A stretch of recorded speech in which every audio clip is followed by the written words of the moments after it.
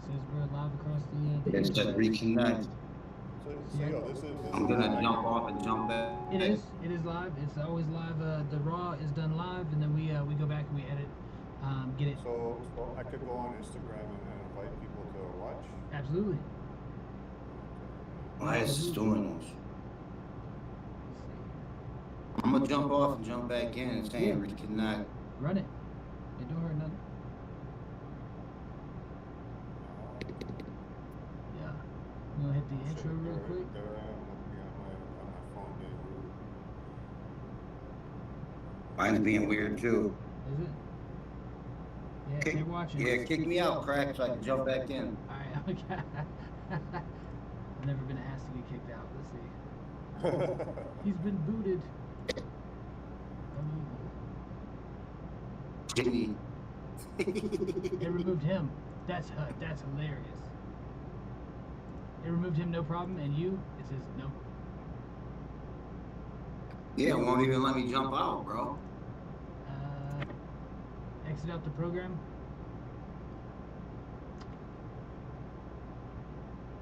Now my whole phone is all buggy. Jeez, That's oh, weird. man. It let me kick. It let me kick.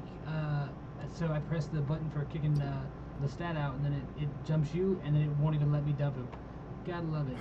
I love technology. You know, it's got a way of messing everything up. Yeah, my phone is Oh all. yeah, popped out. I just seen it on the screen. Remove cigar top Toronto. Thanks. Dude, that's what they do. That's what it is. But you know, we've had a problem. I've got this issue, and I know that everybody's paranoid and all these random things, but I have had issues with technology every time somebody comes to talk to me. If I'm talking, if I start getting spicy about things, immediately issues. That's how it goes. It's understandable. They don't want me to talk about everything. You know, freedom of speech is not freedom. That's right. It's definitely not. It comes at a cost to speak freely. Most people are not willing to pay that cost because it is pretty steep. Sometimes you pay with your life. But a lot of anybody that you know, the whistleblowers, they typically do. Yep. You think it's true? This so there's the numbers. Like it's what is it? 85% of the people are essentially followers. 10% are the leaders slash the the ones making the plans, and then there's 5% just watching it, the observers, just watching, going like, what are y'all doing, and trying to bring people up. You think that's accurate to society? I would believe so, yeah. I would have no problem believing that.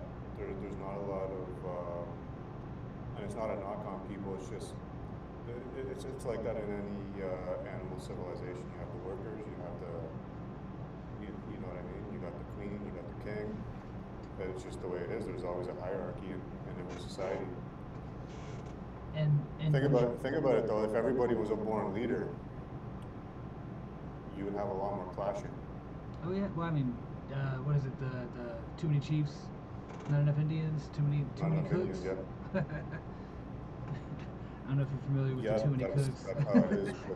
But no, you know, some people it's the character. They're born to lead. Some people are born to innovate. Some people are born to fight. Some people are born to bend over and take it. See, That's just the way it is. got the first three down pretty well. But let's hit this intro. I've been excited to go ahead and try this in app here real quick. Before I do that, I want to see. Nope, got What up, left. Lefty? Indigo, unique. Ah, you can't. Even if you can do it, you can't put it live. There we go. Live.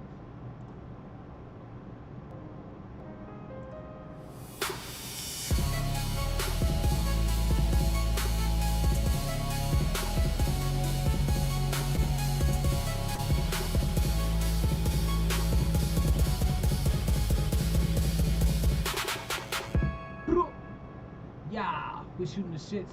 SHxxTiN Entertainment, OwnLane, OWNLN.com. We are bringing it live and direct, and we're going to be talking pretty spicy tonight, I would imagine, because last time we had we had an extended conversation on on Cigar Talk Toronto, it got pretty good. It got pretty decent. I feel like you know, Tio will join us here momentarily. We pretty much just, you know, when it comes to shooting the shits, man, it's a matter of being able to find people that are like-minded, moving in the same direction at the same speed. It can be difficult. Not only that, even if you could be like-minded but view things a bit differently, but still be able to have that conversation. Oh, see, I'm glad I looked at that. Make sure it's not echoing. Yeah, just to make sure everybody out there in La La Land, let me know if it's echoing for you guys. Yeah. Is there a delay when it comes to doing this when you run a live? Yeah, there's a slight delay. I think it's like maybe 15 seconds, I think.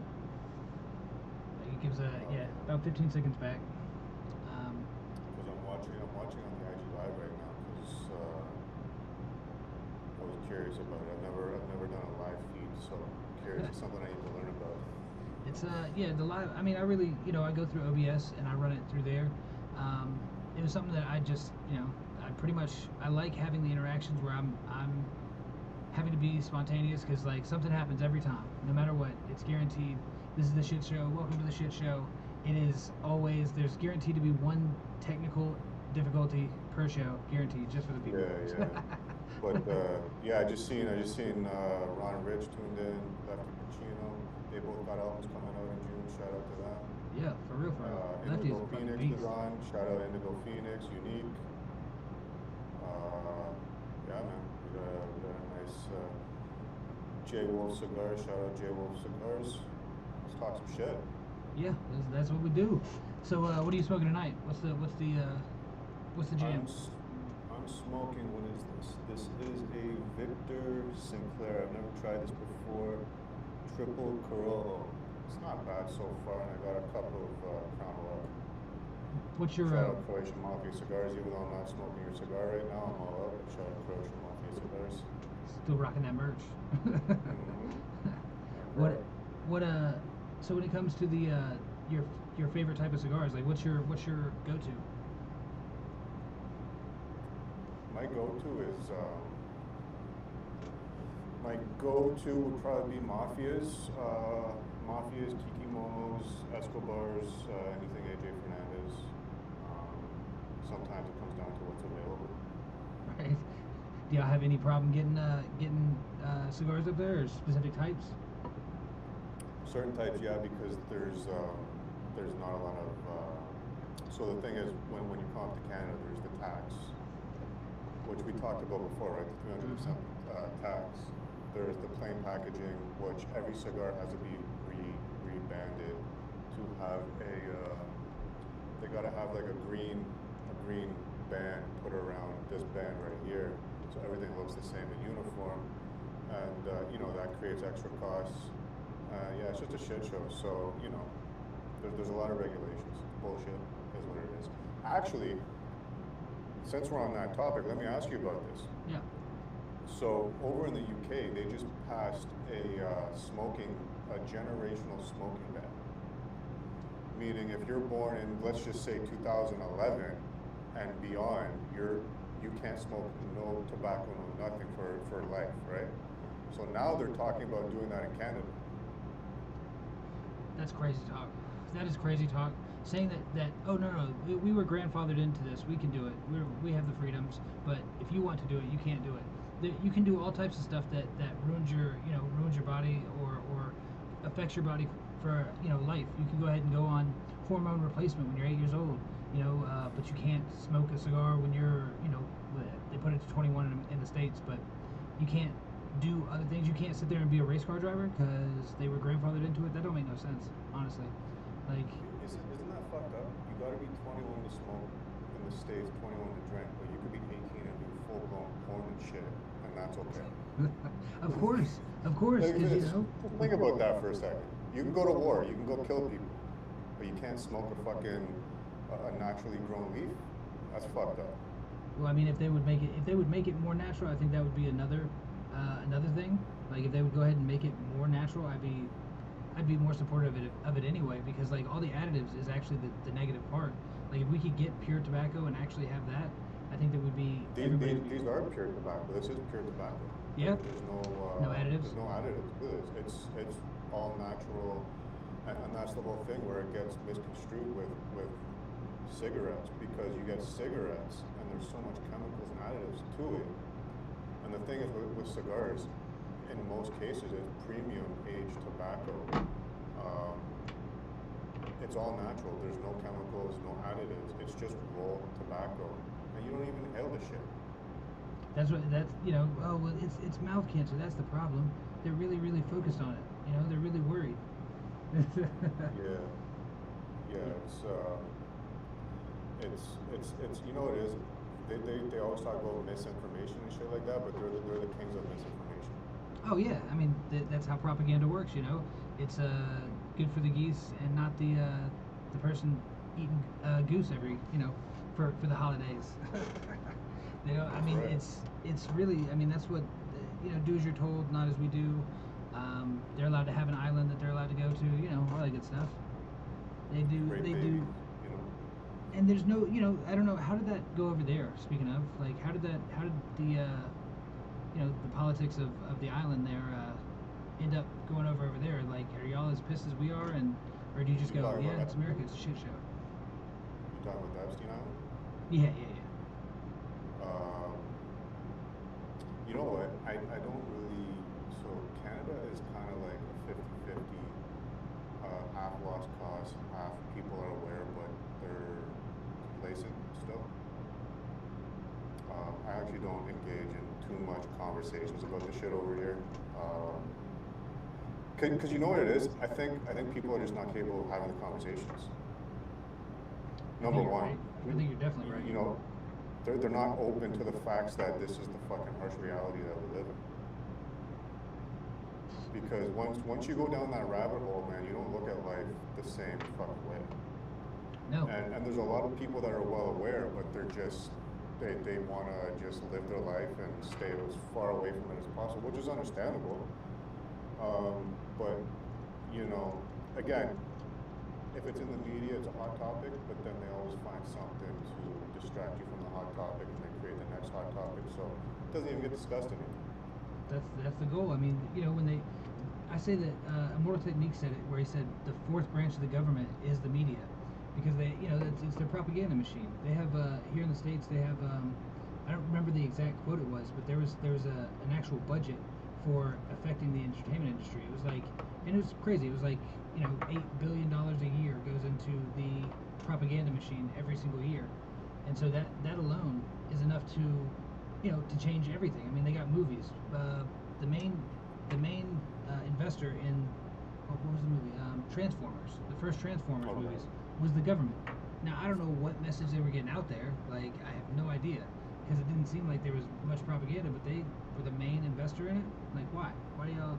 What were they about to say that was so bad? Or but then it comes to music. Like, we talk about industry plants and things like that. That's a thing. They have these characters that are here specifically to push us in a certain way or a certain direction. You know what's weird? You look at all the weather and shit going on, talking about investment. What do you think about weather manipulation? Oh man, I've been having this argument here lately with my stepdad, because he was in aviation for 40 years, and he's like, I don't know what you're talking about. I would know if they were doing this. I would know 100%. I was like, you don't know, because if you really do the research, and I sent him all the links and everything, and then it just became this, just every time I see him, it's something different about him making the argument like against. I'm like, dude, it's already out there. Like, we wouldn't have laws. We have laws against it in, I think it's like 30 states that we have laws against weather manipulation. If it wasn't a thing, then they wouldn't make laws against it. We've been doing it since, the government-wise, we've been doing it since Vietnam, and it's, I mean, I've been looking at the skies for a really long time, like whether it's at night and looking at the stars, or looking at the the clouds, just and how they form. And if you go out, like every single morning, me and my wife would go. We'd be going to college, and we got a 2-hour drive, and I just watch the difference in the sky and go, look how the sky is. Like, look at the different lines and rows that they're making. His argument is contrails versus chemtrails. They do not want to use that word chemtrails. Like, they're super against No. it. Yeah. Do you guys have it a lot up there? Yeah, and you know what's fucked up is, and this is something that my wife is always onto about big time. And shout out to her; she's tuned in on the live there on IG, at 81 SKS. It's something that, like, you'll go out and it's a nice sunny day, and that'll last for maybe an hour, and then you see them just out there fucking checkerboard in the sky. And then the next day, fucking rain, cold, like, it's wild, man. Yeah, And it's just surprise, the fact that surprise. it's an observation and people can't, put the pieces together. People don't really look. That movie, Don't Look Up. It's pretty accurate as far as, like, nobody is looking up. Like, they just go about their lives day by day, and they're just content with what they're doing and really focused on what they're doing. They don't take any time to look up. I mean, there was a night. What really got me looking into it and researching it even more was I went out to go get the girls some food. So on my way back, I'm sitting there and I stopped at a stoplight and I was looking up, and I could see it was like a checkerboard pattern in the clouds. Yeah. Like, it was like missing cloud material that made the checkerboard. And I'm like, okay, now that's new. And I don't know what would cause it. When I got home, I brought my wife out, and it was just one large swath of the sky, like just one cloud, but it was just the length of the sky all the way down, and you could see it like almost like a wall, and it looked like that. I'm like, what would cause that? So I looked into it, and it's compartmentalized. Like, there's the guy, I think the name of the company is Rainmaker. He's been on all the like Sean Ryan show and things like that, like just talking openly about weather manipulation and what they were doing. And as he says it, he's like, oh, we can affect it just a little bit. We can't make a torrential downfall or whatever, but when you do the research on it, you see that his company specifically was out there 2 days prior to the Texas floods that happened, and they came out of nowhere, and it was 40-foot rise in the local river there is what caused that. So I think they might have a bigger effect than they think, but the thing that makes that pattern in the sky, if you ever see it, it's they're hitting it with microwaves. They have microwave stations, and they're hitting that, and that's what actually causes the chemicals that they're putting up there with the planes and with drones, and they're even doing it from the ground, or they were. It causes them to coagulate, and that's what makes it, attract the when you hit them with the microwaves, it attracts the moisture, and then that's what falls. Most people don't have access to a lab or anything, but if you are curious on how bad it is, wait for a day where they're up there spraying and you see a bunch of contrails, and then go ahead and just take something out of your soil, send that off, because it's like $80 to do, but you'll see what the concentration is, that versus a regular day. So call it $160 to figure out how bad it is in your area, and it is terrible. Like, it is. I mean, the amount of barium and aluminum that they're putting into the skies is craziness. I mean, you had UK. Well, I mean, that's exactly what you're talking about there, about the soil, right? We deal with farmers and stuff like that, and they've told us, like, nothing's organic anymore because the soil is so polluted that you can't say anything is organic anymore, and it's from all those chemicals coming down from the sky that they're spraying. Well, what do you think? Because I have my own assumptions and own thoughts on it. But why do you think that they're doing that? Like, what is it about the weather what makes them want to do this? Like, knowing that it's going to cause all types of issues with the stuff that they're putting down. I think it's multi. There's many different purposes for it. Number one, I think man always wants to be the biggest in power and control everything. I think there's an aspect there where if they can figure out how to manipulate everything in the world, they have complete and utter control, and that's that.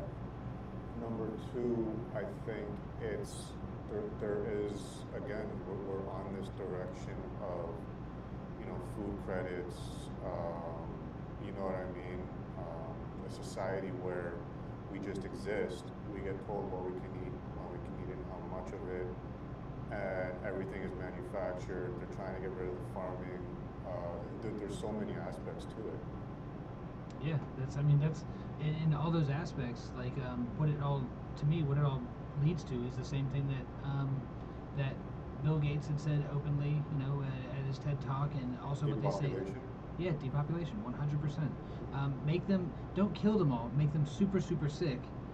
Make them capable of still contributing to the GDP every year, but make it to where they're not going to live that long. We need to shorten that. I mean, COVID alone, it dropped the average life expectancy by 2 years here in America. Like, and that takes a lot of death to do.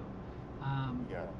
With our medical innovations and all the things that we have, it should never go down. It should always go up. But of course, that was to get rid of an elderly population, because like if we can get these people off of Social Security, which is over here, it's something that's overstressed. It's definitely not. I mean, my generation will not see it. We knew that back in 2004 when Bush was saying, he goes, "Hey, we should give you guys refunds for what you paid in so far because it's not going to be available when you're of age." It's like, well, yeah, no, it's definitely not. Do y'all have like a version of that, like Social Security? We have Canadian pension where you put into it off of every paycheck. X amount percent goes into your Canadian pension that you're supposed to get when you retire, and then you can up it to a degree. But I mean, we're living in a time where times are so tough up here that you almost can't even afford to put those contributions because it's the food cost, the gas cost, the fucking the utility cost. Everything is just fucking sky high up here, and this is something that actually a lot of people in the United States, I know the environment, the economy, everything is different. Your minimum wage is different than ours, whatever. But nobody really understands how expensive it is up here, and it's fucking wild how many people are walking that line of just keeping their head above water and losing everything. So when it comes to like these contributions, like say for example, if I were to retire right now, I would not be able to live on the money I'm getting. It would be like $400, $500 a month from the government. That's it. And then obviously after like 65, you get an old age pension as well, which is fuck all. It's like $400 a month, $500 a month, somewhere around there. So let's just say you're getting $1,000 a month. Man, that doesn't even pay for a 1-bedroom basement apartment. That's right. That's exactly right. Basement apartment, like it's not gonna, a studio apartment really. And the cost, I mean, but it all seems to be intentional. Like they know that as these things become less achievable to live, like there's gonna be just mass poverty, but they know that they can't do it all at one time, because if you went and put everybody out of work, then you've got a lot of able-bodied people that are going to fight. They do not want to fight. They don't want to have to, they don't want to have to fight because it's a problem. But if they do, they always have, their AI humanoid robots for us. Have y'all been seeing those on the street at all? Like, have you seen the humanoid robots? I just want to say a comment. Queen Jai is tuned in and salute. She said everyone seems to go to hospice basically over the healthy, but their only issue was COVID destroying their lungs. I mean, yeah, there's that. Mm-hmm. There's fucking. That was a big fucking. And see, that's really what woke me up. Is COVID. Yeah.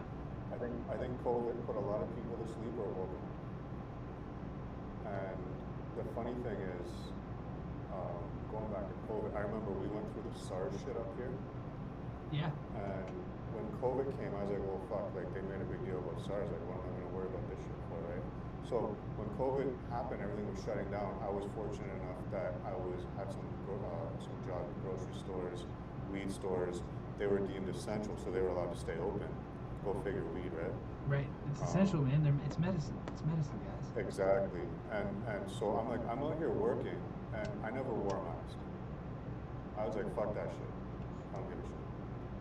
And I'm like, I'm not dropping dead. People are not dropping dead. I'm like, what the fuck are these guys doing? And that's really what made me go down that fucking rabbit hole. Was that,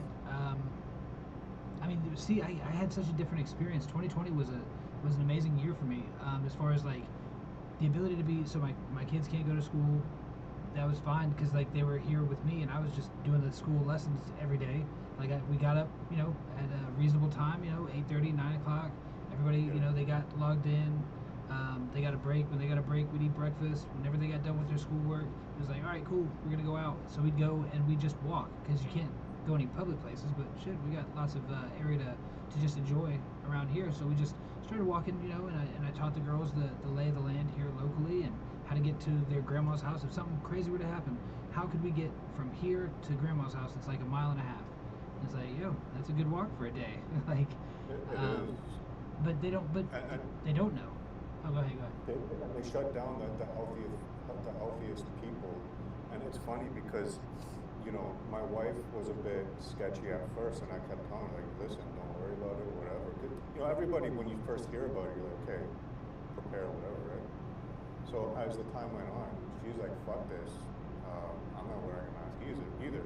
So, and then the funny thing is during that time, it gave people a lot of false perception about who they are in this world. It gave people a perception that they could fucking say anything they wanted to, and they were entitled to do it. And the funny thing is it really exposed the fucking pussies out there. How many times, my wife is 5'1", she's tiny. Yeah. She would go to a store, not wear a mask, and grown-ass men are sitting there trying to intimidate her to put a mask on, to the point she's got to call me and I got to go to the store. And one time, I went to the store, and I met her outside, whatever, and she's like, okay, we're gonna wait for this guy to come out. I'm like, all right. This guy comes walking out.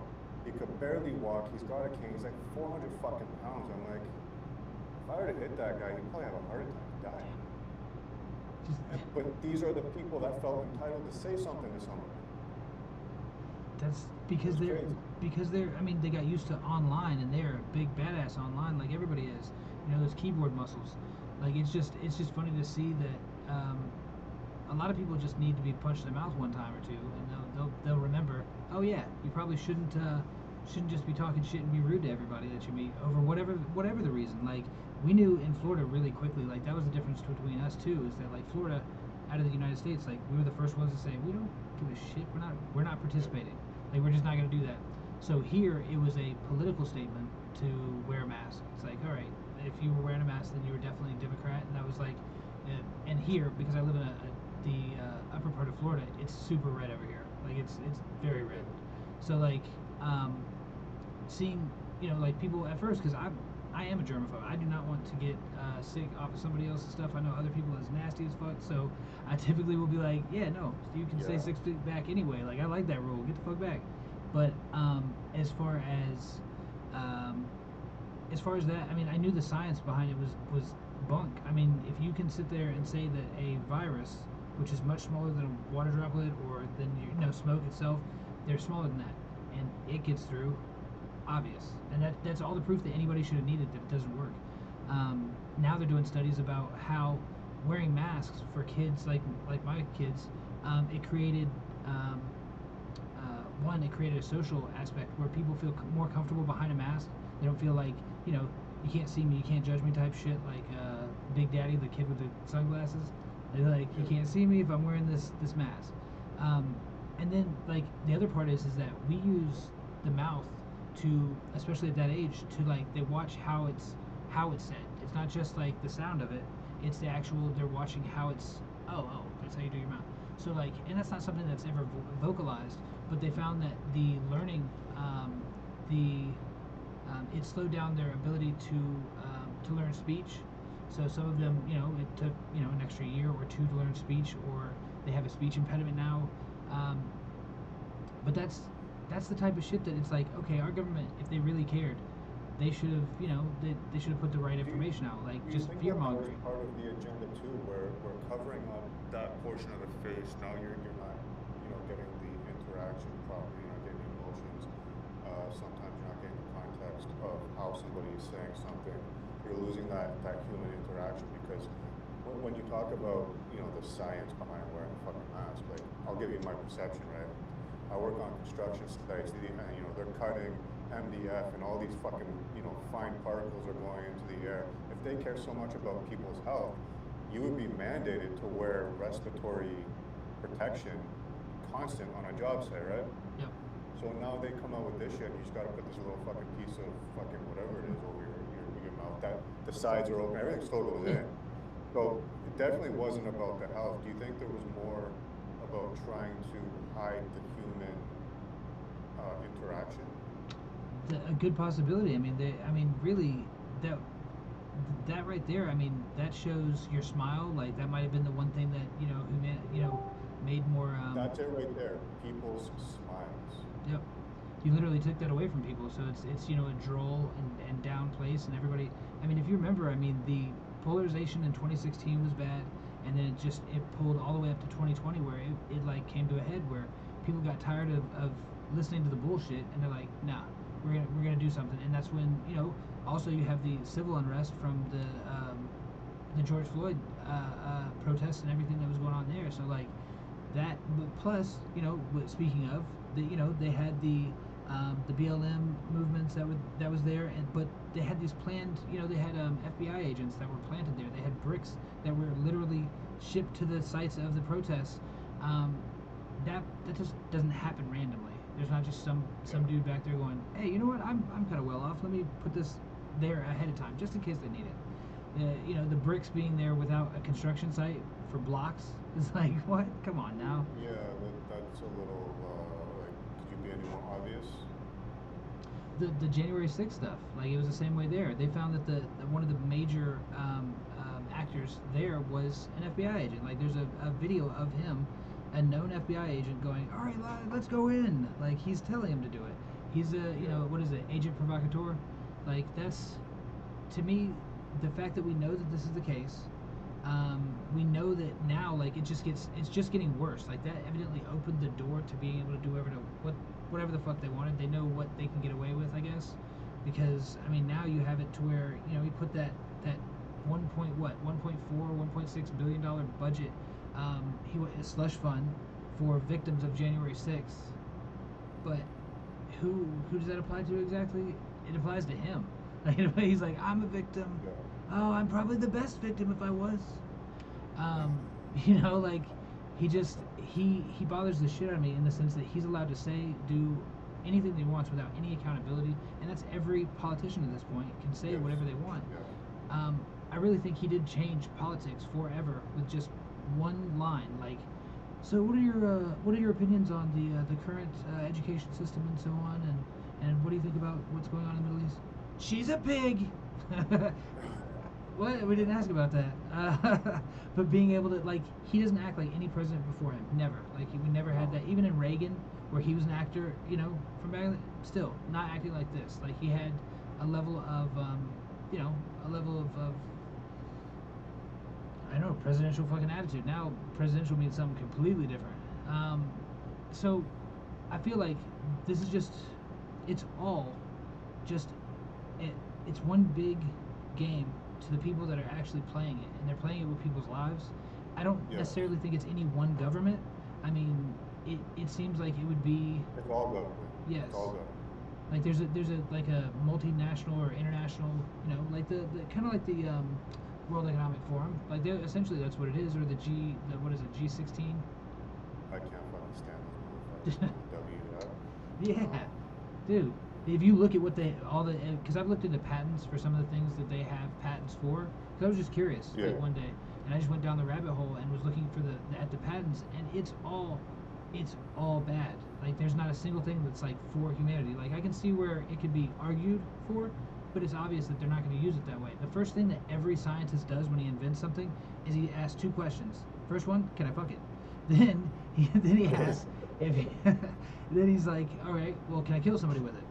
And that's the first two questions that they ask, and like I think that right there tells you all you need to know about humanity in general. Like when we invent something, the first thing, or not humanity, because I think that as individuals, everybody's relatively good. Like there are a minority of people that are going to be, you know, actual bad people, but really I think that everybody wants the same thing.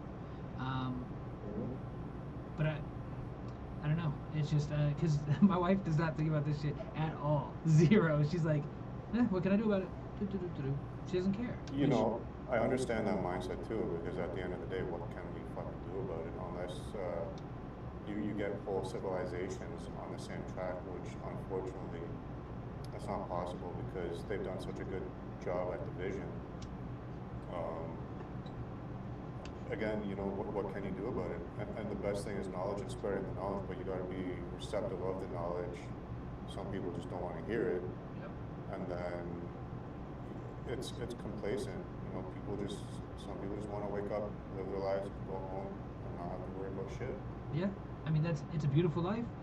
Once you, like you said, once you see it, one of the lessons I told my son that he said stuck with him.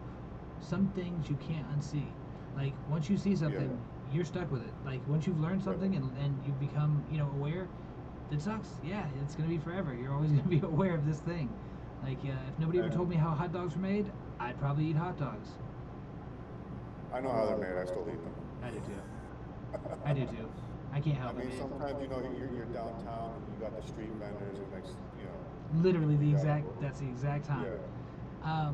But it's again like I don't know. Once you know these things though, because like I'm writing a book on specifically that. Like I have 3 books planned, and one of them is specifically on all of the different I'm going to call them conspiracy theories, but really it's just the conspiracy facts. I'm doing nothing but using their own sources to go, look, this is what has happened, this is what is happening, and this is by their own like admission, and yet we do nothing. Like we sit here and like you said, what can we do? I mean, education is the first step to turn that 5% into what percentage would we have to convert, and by that point they're going to put it into it. They're going to cause division before then. They're going to when the Million Drone Army is up and operational inside the United States, I mean, done. There's nothing you can do. That's what you were talking to me about right before I went back to the COVID shit. You were asking about robotics and shit like that, right? Yeah.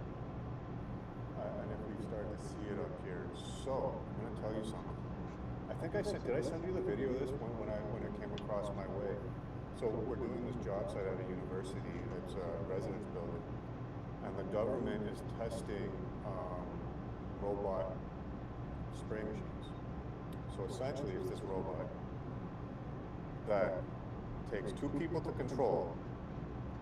They have to go in, set everything up, whatever, and then the robot will go, you know, spray up, come down, move, spray up, come down.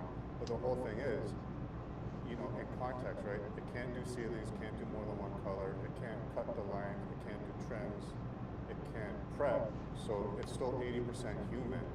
This robot is $500,000 that the government is paying to paying these contractors to test it on the job sites. And it's just so fucking stupid. But yes, we are starting to see the robotics. That sounds like what they're going to do with everything. I mean, they've already done it. China did it really well with farming. They went ahead and took, as far as farming goes, they were like, hey, everybody's moving to the cities and they're staying out of the farming areas, and we need more people in these farming areas. They're not staying, even though we told them to. So they were like, fuck it, you know what? All the ones that are here, which is quite a large number considering it's China, they mechanized their entire operation, where it's front to back, it's all machines, and just said, all right, you guys, you're fucked. That move right there probably killed quite a few million people just over time, because they're all going to struggle for however long because that was their way of life for however long. Once they take the mechanized jobs like painting, people, they're telling us right now, get in the trades. We are at the moment, the singularity almost, where you have quantum computing, robotics, and AI all at the same time. And when those come together, when they converge, it can do anything. It doesn't matter what it is. Like, they're already having people, this is the part that I thought was messed up, having factory workers overseas, like they're sitting there with the camera on all day, and they just do their thing with the camera on, and knowing that they need to see their hands the entire time that they're doing this thing, so that a robot can replicate it later. Like they're using the data to program robots. So, and every job, like in New York City, you can get your house cleaned right now for free. They'll come by and clean your house. The reason is because they're using these people in suits, like they just wear suits, and it just maps their body, and they're using the data. So like, yeah, we'll come by and clean it. We need more places to clean. You want it for free? We'll just take the data. It's like, yeah. Yeah, it's wild. Queen Jai was just asking a question. What do you guys think about these AI databases being built and their contributions to the environment? Kind of ties in with the whole robotics. What do you think about that? Well, it's a very, very, it's a very close subject for me because there's the beginnings of an AI data center 1 mile down the street from my house. I live in the country. There is nobody around me, and I did that on purpose. I could live in the city. I'm good. I'm gonna live out here by myself and be gravy. But one mile down the street, like at the end of my street, essentially is this 10,000 acres, and they've already taken quite a bit of acreage there, and they're building it's 1,000 acres of land that they're using. I don't know what the size facility is, but it's a water treatment facility. When we're a small town, we don't need that. We already have our water treatment facility that's just fine. But that's a large scale, and so what they're doing is they're cleaning it enough to use it in a data center. So I know that there's one right down the street from my house. So I started doing my research, and what it looked like was essentially what they do is, one, the water. Yeah. Here you can have a well and such. Like my parents have a well, I have a well. You can have a well, but once they come in here, they're literally going to tap into that, and they're going to not only disrupt it to where you can't drink the water out of your well because they're in the aquifer, but they're going to drain it just like they did all the lakes in this country for bottled water. Like they've drained a shit ton of lakes. What was it? Something Springs.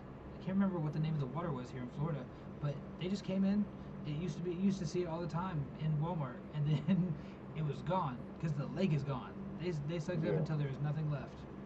And that's the same thing with the data centers. They're going to use all the water. They are, emitting heat where it's changing the local areas that's around them by like up to 5 degrees. So like that's a lot. And then you look at the sound. Like the sound that's there is shitty. Like it makes a lot of noise, and it's for miles, so that you can just hear it, the hum that's never ending.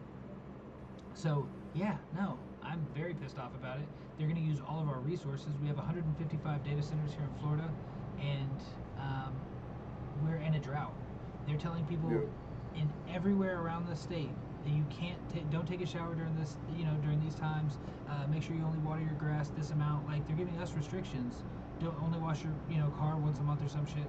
Like they're giving us restrictions, but still bringing in these data centers to go, yeah, it's gonna be fine. Like everything's gonna be fine. No, they can do. Each data center can do between what is it? It's between 1 million and 4 million gallons of water a day. Yeah. What are we doing with that? Like that's done for. Like that. So resource wise, we're fucked. Do y'all have them there? I'm sure we do. I haven't really looked into it. I do sometimes I just have to tune out over everything. You got real quiet. I'll just go, I got quiet? Yeah, it got real quiet. Can you hear me now? Yeah, I got you. Okay. Sometimes I just have to seclude myself and just stay away from everything, and I'll go through my periods of where I'll go down the rabbit hole again, and then I'll tune out because it can be overwhelming.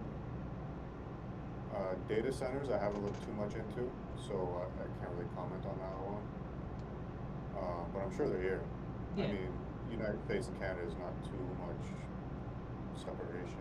They're everywhere. How they operate, right? And y'all are colder. I guarantee they want to be in the colder climates, because like that's For sure. That's what they wanted to do with Greenland over there. And that's why it was a big important thing for us, because we need a place where we can put a secure data center that's got natural cold.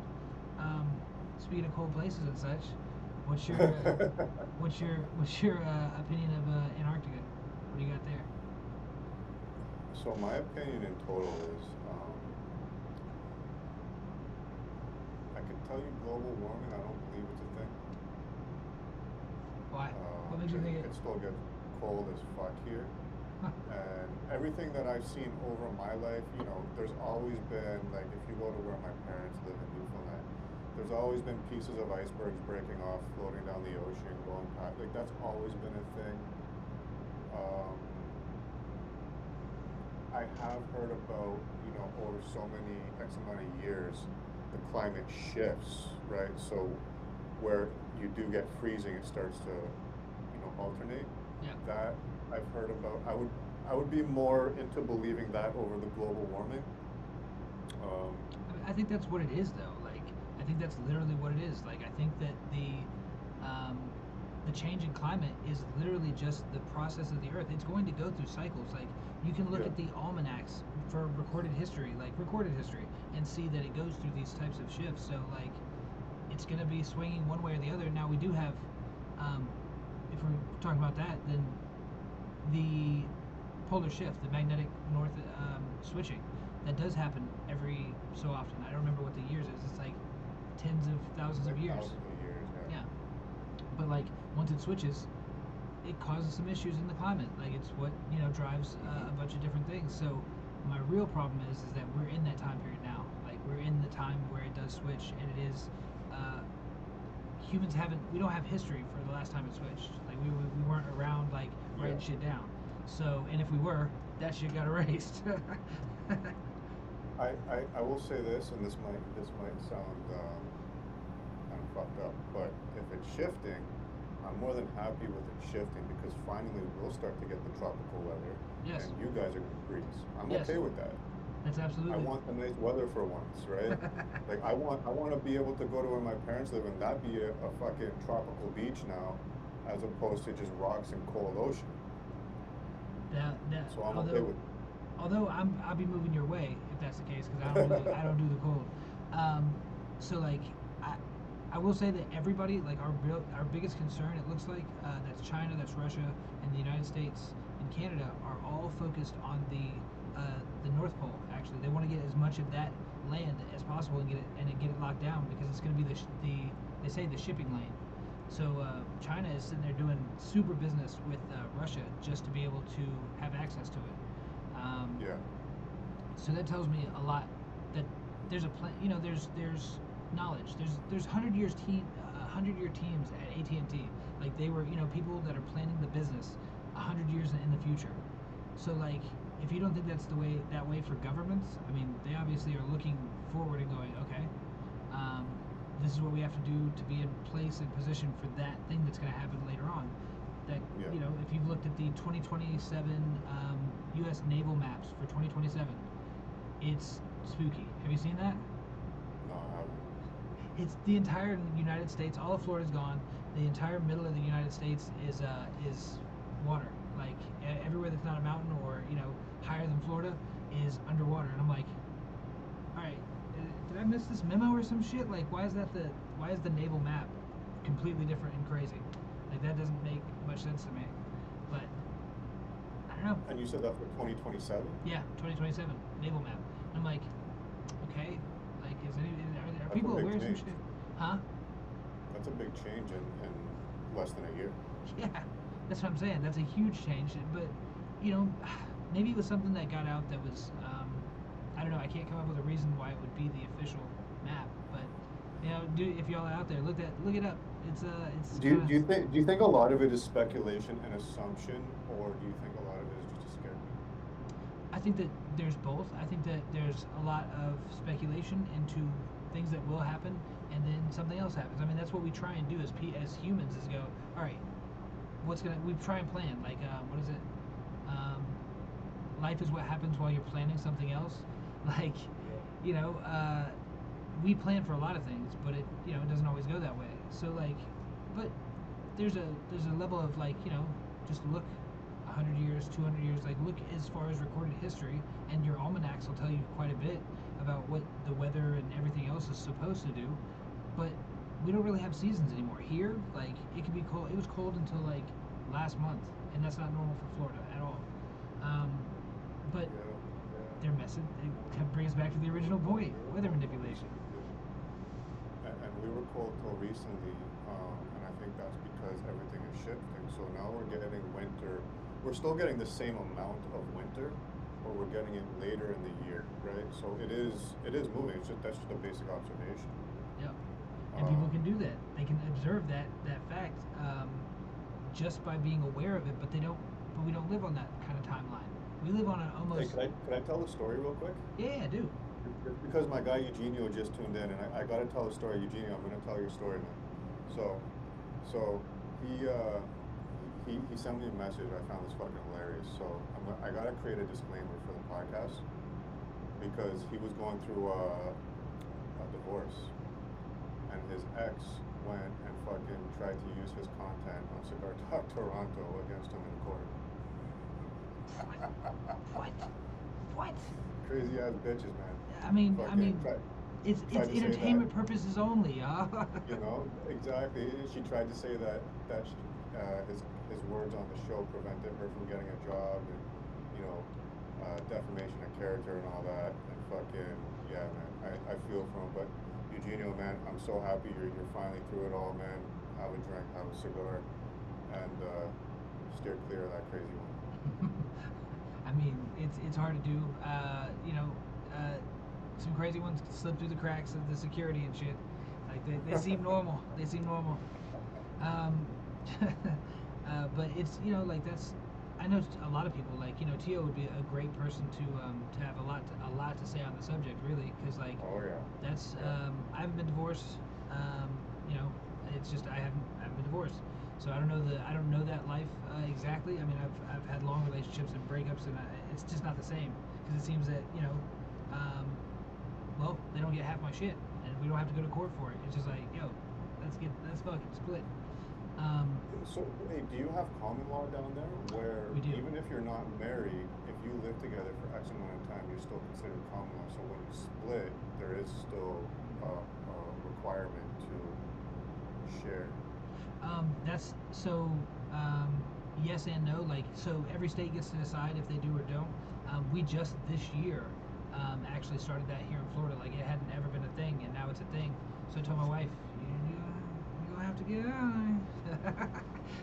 Yeah. No, we've been. We're not actually officially married, but that's not. I mean, have every intention to. We've been together 12 years. It's not the most. You get taxed essentially for being married. Like, it's the marriage tax. Like, why? Yeah. Why? It doesn't matter a single bit. Like, that's just a piece of paper. You're doing it for the government because, like, the people, everybody knows that's my wife. Like, they don't refer to her as anything else. So, I don't know. Do y'all have common law? There's no fight married when it comes to the government. Do what? What's that? There's no financial gain to being married. Right. It's actually going to cost you quite a bit. It costs you more than you fucking gain from it. So, I mean, again, marriage is just some crazy motherfucker out there came up with some contractual agreement because he didn't want to let somebody, or she didn't want to let somebody go that they knew they couldn't keep. That's the way I look at it. Back in the day, seeing as the ones in control back in the day when these laws were probably enacted was males, man. I was going, nah, you are. Probably. You're here. You're gonna be here. You've been here. You're gonna be here. Do you think that? Okay, so here's one. I don't remember which comedian said it though, but he was saying that he goes. It might have been Cat Williams. He said, sure, you have the right to have a baby, not have a baby, or whatever it is. Like, you have the right, the pro-choice type view. And then he goes, but if you do, and the dad doesn't agree, then he shouldn't have to pay child support because he didn't have a choice. And you still knowing that he's not agreeing to that, and you still have the baby, then it would be on you. Do you think that's a justifiable view?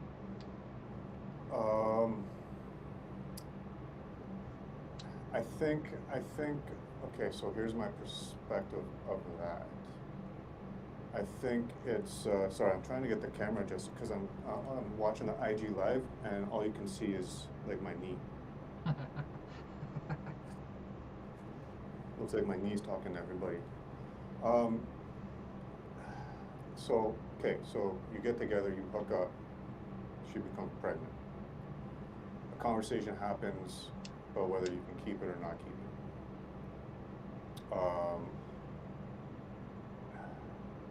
So first of all, are you pro or anti-abortion for the context?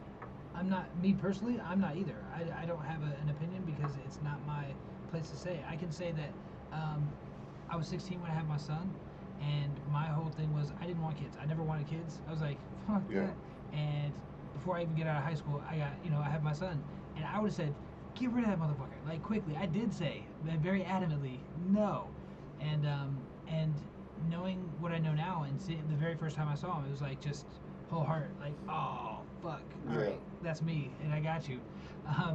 So like, I'm glad that she didn't, but I couldn't tell anybody that it's that's their opinion on what they think that when life begins type thing. Like that's really what it comes down to. Yeah, you see, so like my thought is the same way in a sense of who the fuck am I to tell somebody what they should or should not do, right? I think we gotta know our fucking role, and regardless whether you're pro or anti, you still gotta respect the fact that now there's context, was somebody raped, this or this or this, right? But in the context of if a father, for example, is like, listen, I'm fucking 17 years old, I don't even got a job, I can't afford this. It's a tricky one, man. It's a tricky one. It's really, I don't know if there's because at the same time, my mature brain looks at it like, well, if you can't afford a kid, you should have taken the precautions to ensure that it didn't happen. But that's not always, that's not always the case. I will say that she was on birth control and I was wearing a condom, and still got pregnant. So I got some Michael Phelps in this bitch. Practice the pull-out. Yeah, that's right. Yo, I didn't know. Man, I figured everything's good. Like you don't think anything of that especially at the time. And I got 4 kids, so obviously I didn't learn how that works yet. Still, so but no, it's. But there's also a sense of, if you are a determined person, you will find a way to make it work financially. You'll up your game to ensure that, you can take care of your kid. Yep. I don't know, man.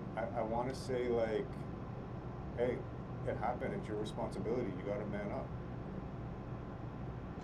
I agree with that. I agree entirely with that. But at the same time, I'm a libertarian, like hardcore through and through, which means that if you don't hurt another person or someone else's property, fucking have at it. Like do your thing. Like do whatever the fuck you want. To each their own. If they were to have a discussion and the woman was like, you know what, I understand, so you know what, we're gonna do this, this, and this. You're not even gonna be in his life. You'll never be recognized as his father because of this.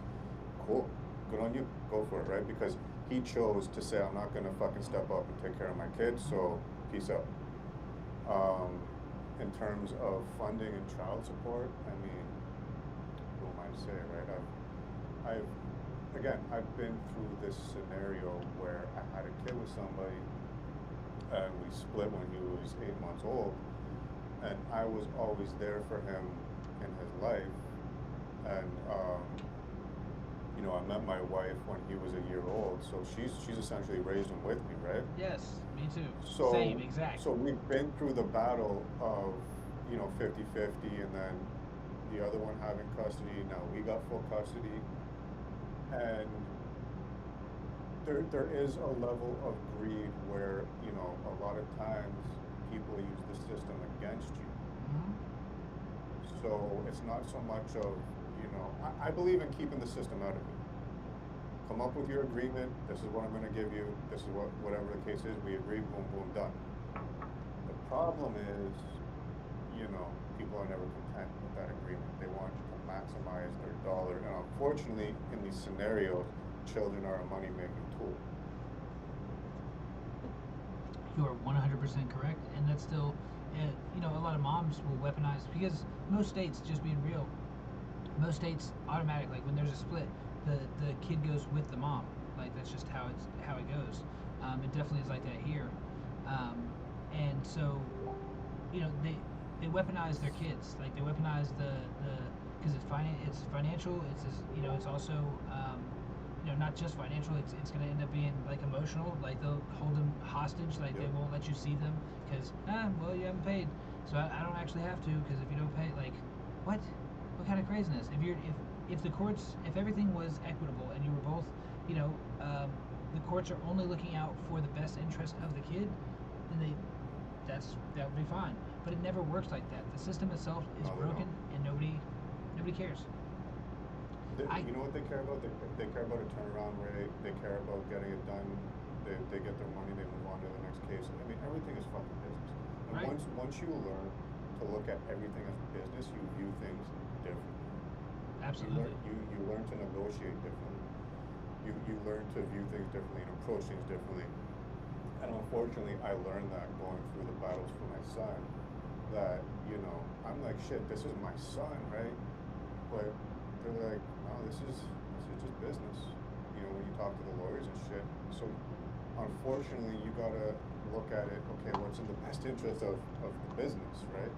Well, if the best interest of the business is to be with me, now you look at things a bit differently, and you can be a bit more aggressive in your negotiations. We'll put it like that. If you are, and that's the thing, is like we should have that conversation. All of this could be avoided by having a conversation ahead of time and being real. Like, just be real, and everything would work out just fine. But it doesn't work like that. You can't. So you go, hey, I actually don't want to have kids. So if I do, if you do get pregnant, just know I ain't gonna be there, right? Like, you agree? You want to sign this piece of paper that says I never? Oh, like, I mean, you can say whatever it is you want to ahead of time. But when it happens and neither one of you even had that conversation, you're like, I didn't even want kids. Oh shit, I did. Like, that's on y'all for not having that conversation. Well, you see, now this is what I learned. You could say whatever you want to, right? You could write that down and boom, boom. Unless it's court ordered, it's irrelevant. So at any moment in time, someone could turn around and be like, hey, trust me, I went through it. I lost a lot of money because of it. Did you have a kid prenup? No, there was no like prenup like that because I was never married. But when you come up with a parental agreement, unless it goes to court and they put that through as an official agreement, it's really there's no nothing to it. There's no validity to it. Okay, maybe that just is the difference in law. There is like, so if you don't have it, if you had an agreement and you both had that, the same exact thing. Like, he's not going to be responsible for payment because he doesn't want kids, and you have her sign that piece of paper and notarized. That should be sufficient. You signed to an agreement, regardless. No. And I'll give you an example. Yeah. There was a moment in time where the distances became too great for it to be 50-50 custody, right? Mm-hmm. So, because myself and my wife lived close to where he was going to school, we're like, listen, have him stay here during the week. He can go with you 3 weekends out of the month. I don't want no money, whatever, right? Yeah. That never came to fruition. Counter offer, okay, he can live with me and I don't want any money from you, okay? So we couldn't come to an agreement based upon that, right? So we went to court, and my son at that moment in time wanted to go live with his mother to work on his relationship. So we're like, okay, we're gonna respect your decision, and we'll make it happen for you. Now when we went to court and we were like, listen, these were the agreements that we were discussing. She doesn't want any money, and the court said, doesn't matter if she wants money or not, she's getting it. Yeah. They did the same thing. So even if that's what they said. Even if you agreed to it, signed it, everything, once it goes to court, that it's irrelevant.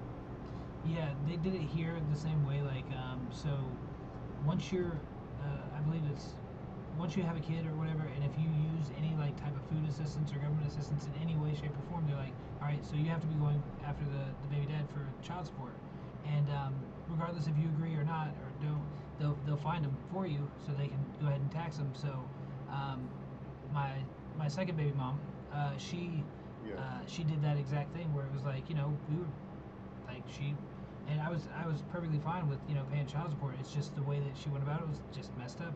And so like went through court, did that. Like, she got child support, everything's good. Like, kid lived with her mom, all that good stuff. But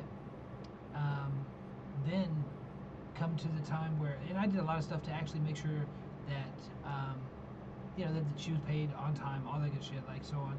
And then when she was under my custody, like when she came to me, she was in kindergarten.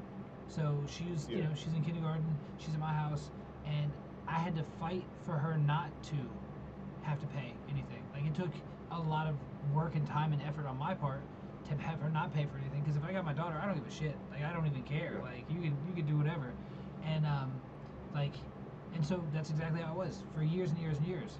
And then never had her pay child support. Never.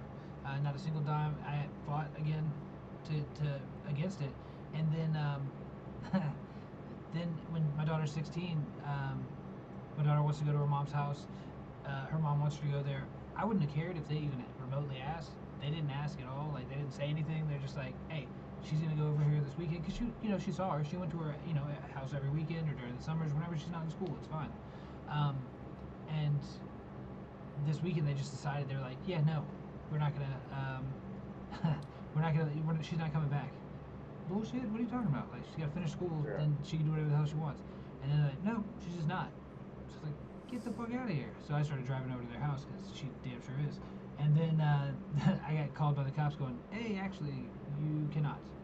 So I was like, dude, I've had her for her whole damn life, essentially, and it didn't work that way. So I was spiteful, and I was like, here, before any court orders get done, child support.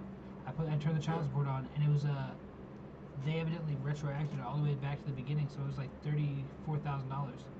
I was like, oh shit, that wasn't. So there is there a okay, two questions for you. Yeah. Can the police enforce court orders when it comes to custody? And two, Yes. Because up here they can't enforce court orders. Cannot or can? No, they can't. They cannot. Oh, they can here. So there were scenarios where my son was withheld on my time, and the police were just like, you got to go to court. There's nothing we can do, because and it just passed not long ago, because so many people were using the cops for unnecessary things that I guess they just like, we got to wipe our hands clean of this. Unless there's somebody in danger, like, you got to go to court. And then two, so going back with retroactive, can you only go back a certain amount of years retroactive? Because up here it's 3 years. No, it went all the way back to wherever they were keeping. I have no idea where they were keeping track from, because I literally never got child support from her. I never wanted child support from her. I actually paid child support for a year and a half while having my kid, because they couldn't prove that I had my kid. I'm like, look, she's in school with me. Her mom lives in another state. Like, what are you talking about? And but again, playing the bigger man type situation. And then when it comes down to it,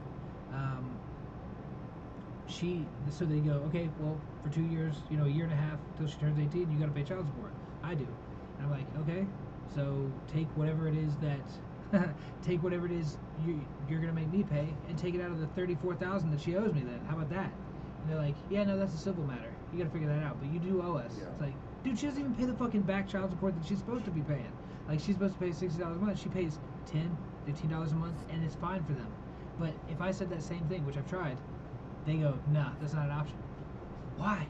It doesn't make any sense. Do they base the child support on your gross or your take home? Your gross, whatever your, yeah. Isn't that fucked up though, that you're paying money based upon money you never see? Yes, absolutely. That's absolutely. That's fucked. Like, for the life of me, I'm like, I don't see this money. All this money has gone to taxes, and then, like we were talking about earlier, CPP and this and unemployment insurance. Yep. And it's like, so you're going to charge me based upon everything before tax. But where in life does that apply anything other than child support? Every consumer item that you buy, because you're paying tax on it. Like, it's already been taxed how many times by the time you're done doing it. Your income, like, Florida doesn't have an income tax, but most other states do. Like, so you guys don't have income tax? Nah. Oh fuck. Oh man, I need to move to Florida. I'm saying that's it. That shit, It's. I that, mean, that no, shit we is have the that highest shit, tax. that Stay the fuck out of here. Yeah. No. Anybody want to adopt a Canadian down in Florida? Let me know. I come with another Canadian and a Colombian. The two of you that are white, you can come right on down now. The Colombian, whoa, I don't know, man. No, but her skin is white, so she blends in. Oh, all right. Well, that's a whole different story, man. Shit, why didn't you say so? But they do. I mean, I actually make that joke a lot about when it comes to the whole build a wall. Like, yeah, build a wall, build a wall. I'd get in with them sometimes, and be like, yeah, build a wall. They're like, we got to keep those Canadians out of here. And they're like, whoa, what do you mean? Well, you said immigrants and stuff, right? Yeah, but that's different. Whoa, what? What? Is it about immigration or is it about the color of their skin and their culture? Like, that's where you get to play it out. It's like somebody saying the South, the rebel flag. It's about states' rights. Yeah, right to own people. Like, that was what they was concerned with. Like, that was rights, sure. But it's the same argument there. we constantly because as far as somebody I'm biracial, so like I'm half Puerto Rican, half white, Russian, and I don't have a home team necessarily. Like I don't care about race at all. Like it doesn't bother like whatever it is, it is. Like there's not a race of people that I dislike more so, but I feel like there's a home team feeling for people that are not biracial. I know that's somewhat ignorant because but I feel like that. Like it's like home team. Like whoever it is, it's But like. if you were to pick a side, would you pick Puerto Rican or would you pick Russian? The what? I can't hear you. If you were, what about now? You can hear me now? Yeah. Your screen got blurry there on you. Somebody's. All this fancy equipment you got, man, I'm telling you. So what was it? What was it now? Say you don't have a home team, but let's just say, okay, for example, and this is the topic of debate in my household. So, World Cup is happening right now, okay? So, my wife is Colombian, I'm Canadian.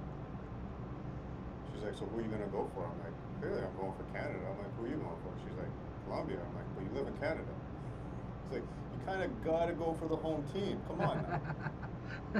So, let's just say there's a game going on, and it's Puerto Rico versus Russia. Who are you going for?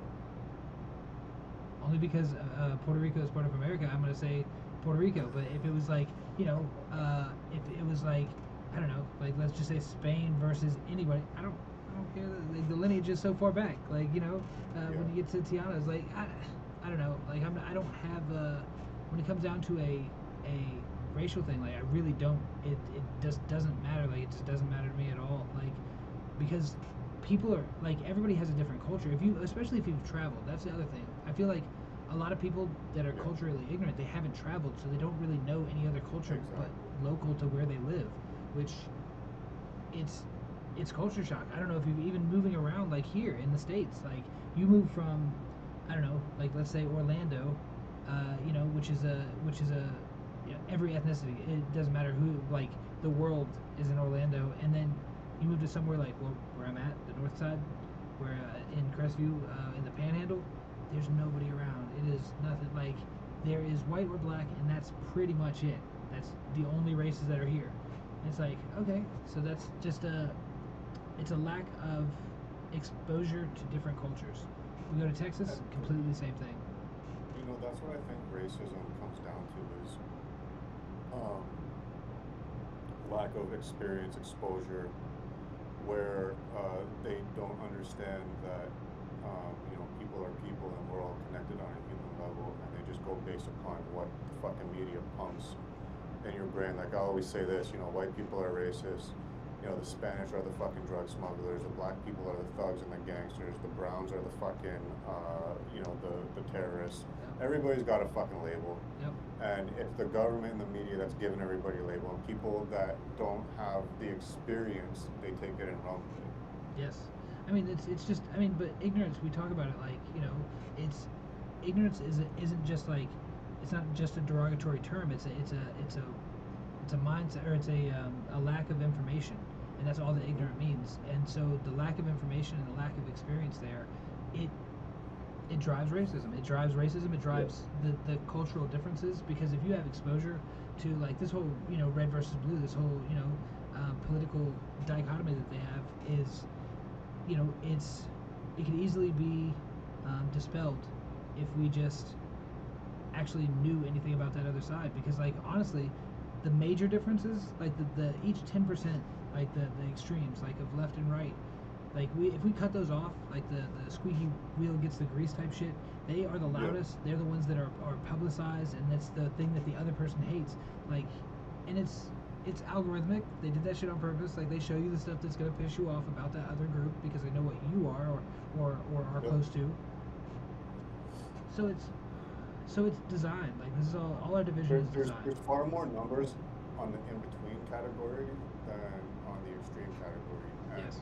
I think as society we gotta weed out the extreme, because there's a lot of people that, and this is what, when you look at politics, there's no 3, 4, 5 parties, or there's no working together to bring the best ideas to accommodate, the citizens.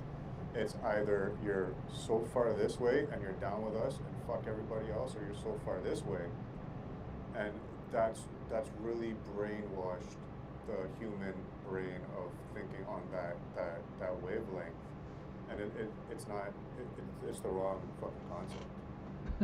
It would be nice if people would be more if they were actually curious. Like that, I will say that like people aren't typically curious. I know that in America specifically, like if you ask what was it? It was a crazy number. Like it was like, I want to say it was over half, but I'm just gonna say half. Like half the people they asked for to point at England on a map, they couldn't do it. Point to Portugal on a map. It's like so culturally Americans are very American centric. Like they don't know anything about any other country at all. Ask who's in control of any other country, they're like, I don't know. Ask any other country. A lot of Americans still think we live in fucking igloos up here. Yeah, and that's the same thing that they have about Africa, where like like when you imagine Africa, is it a what they showed on all the commercials where it's just everything is just completely there's no such thing as a city there? No.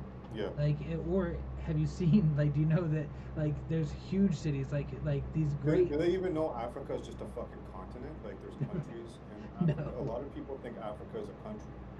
No, they don't. They really don't, and it really fucks with me, man. Like the level of, and it's just we're in the age of we're in the information age, meaning we have access to all of the information that we want. You could learn about any subject. What'd you learn today? The Kardashians were doing something. The fucking Trump was doing like they don't give a fuck. Not even world events. Yeah, we're in a really fucked up time, to be honest. And I don't even know how to sum it up. It's just fucked up on all levels. You're glamorizing over people that got fame from fucking a sex tape. Yeah, 100%. Morality. We got shit backwards, man. Big time. It's I looked it up the other day, the numbers. So like it's 10% of American females in America have a OnlyFans, and I was like, okay, 10%. That seems right. Like I met some hoes, but I just like, and then I was thinking about the number. I was like, wait a minute, how many people is that? It's like 3 million women are like that's their vocation. I'm like, holy shit, that's a lot. Like that's more than is in the army here. So like, there's an army of hoes out there, just filming shit. Yeah. And listen, I don't judge. Listen, if I was this fucking hot young woman, I might consider making $1 off of some fucking videos. I 100% would. I got a question for you actually, and I've been thinking about this, and this is going completely off that topic of OnlyFans now, and I gotta word this correctly. Okay. So, okay, in life, you look at somebody like, say, Hitler. I gotta be careful because last time I said Hitler, I got banned from TikTok. Yeah. Hey, we don't give a So fuck here. you look at someone like Hitler who, you know, according to history, killed all these people, fucking, you know, horrible human being. Except, okay. So he sacrificed people. So now, this is the way my brain is operating on this topic. So now you come up to Canada, right? So you look at the transgender suicide rate, and it's upwards of 40%. Okay. So now you always hear about, when it comes to celebrities, politicians, human sacrifice.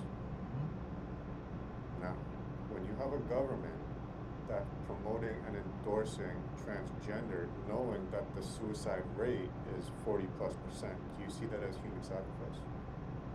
No, not human sacrifice, because like, well, to the extent of they don't care about the numbers, they know that that's an acceptable amount of people to die in any group. They would like that if we would all, as a whole, go ahead and start to enact this.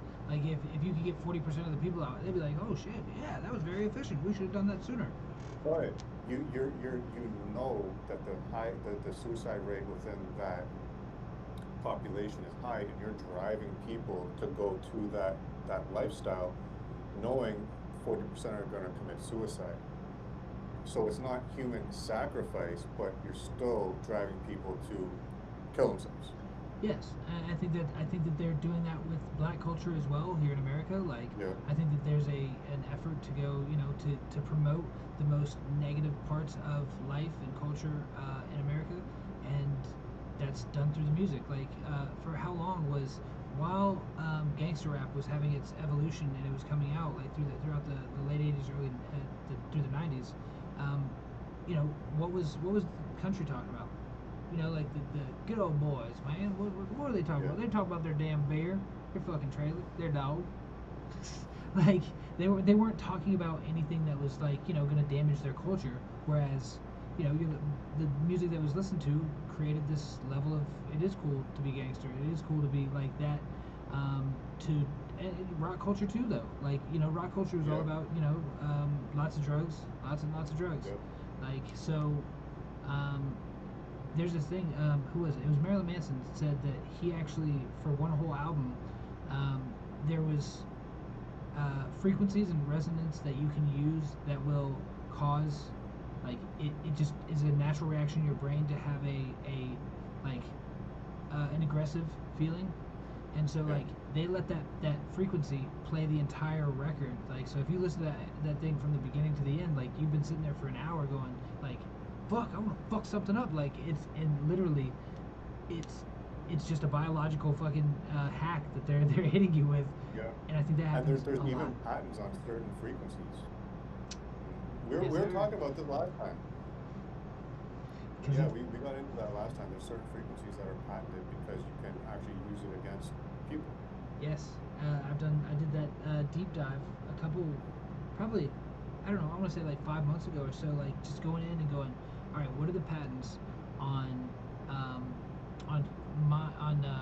human manipulation, like mind manipulation and things like that, like not mind control, because we're not there yet, but there's lots of things that can make you, so there's a pulse, a frequency that can make you either, it's aggressive, it's bored, it's horny, or it's hungry. They can stimulate those four things just based on a pulse that they can give you through your phone, through any screen whatsoever, and they can just pulse it.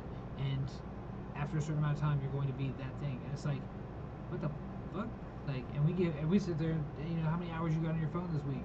Because they are literally controlling your mood. Could you imagine? I don't know why this just tricked in my head, but we were talking about, you know, going back to the fucking having a baby and whatever. Can you imagine going to court and the dude was like, man, she turned on this music and the frequency was this, and it had nothing to do with me, it just made me horny, and now I got a baby. Holy fuck. Yeah, if that was the case, I mean, I've heard of crazy things, and I'm not blaming women or anything else. This was a specific case, but this chick was putting her boyfriend that she had. She really wanted to keep him, and you know he was hard to hold down type shit, and so she puts a nicotine patch on him every day when they're around each other. Like she'll sneak it on him, and she just sneaks it on his back. And so like when he's away from her, and she takes it off. Like so, and I don't know how that works because like it's gonna stay on there for a minute. Like it's gonna stay, and you How can't do you just. not know? And he knew it was there? He did not know it was there. How? How do you not know there's something stuck to your body? I mean, Listen, at nicotine that point patches in are time, like that though. at that point in time, I mean, if you're that, absent-minded, I mean, whatever, you deserve it. Take the warning labels off of everything. Like, come on now. That's so funny though. Like that's I mean I agree with your sentiment because that is absolutely take the warning labels off of shit because if you're trying to blow dry your hair and you're in the shower, like you kind of all right, we could use the resources in the space. I get it, but isn't that sacrificing? We still got to go back to survival of the fittest at some point in time, right? You can't keep. I know this is going to sound bad, but there's a lot of people that, I mean, listen, it's just nature taking its course. Absolutely. We all know. Whether it's the iPods or listening to the fucking radio and while you're in the bath or whatever the case is, like, nature's taking its course. But they're gonna argue, getting it's all that shit is done for liability reasons. They don't care about. They're not warning the people because they care about the outcome. They're literally warning them so they don't get sued. That's the only reason. Yep. They don't care about the outcome. Like even the courts don't care. They're like, oh, did they? So when that person, those first people, because I'm sure it had to happen more than once. But when those people got electrocuted from doing exactly that, like, did anybody go to jail? No. So it's not a crime to murder somebody. It was really just they don't want to get sued civilly. Like what? That's the crazy part. That's the crazy part. Like, and that's the whole thing too. The separation, like for example, United States and Canada. In the United States, you can sue for fucking everything. Up here, it's a bit different. But I mean, somebody looks at you the wrong way and hurts your feelings, you're taking them to court. I've heard, I've watched shows about this where people make a living off of 8 months, 10 months in advance, booking an airline flight, requesting a special meal because they know when it comes time, 10 months later, they're not going to get that meal, and then they sue the airline. That's how they make a living. I mean, there's all types of in that scenario, there's all types of hustles that work in that sense. Like there's a YouTube channel. It's like I think it's called Unethical Ways to Make Money, 101 maybe, and it's that's exactly what it is. It's just finding all the loopholes and going, all right, this is how it's done. But they'll plug those holes as people get aware of them. Like they'll be like, hey, we're losing too much money. We gotta get rid of this. And then, so I just found out something that really fucked me up. Actually, there was so the Disney cruise ships that had what was it, 40 people arrested? Did you hear about that? The pedophile cruise ships? Yes. So like, the thing that got me about it was like I didn't know that none of the ships, like there's not a passenger, like a large scale passenger ship that's made in America or under the American flag. They all go under the Bahamas so that they don't have investigations into like what happens on the ship. It's that's the Bahamas. Like they're in charge of the safety and the investigations and so on.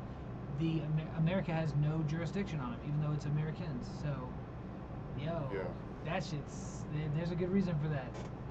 They be doing shit on them ships.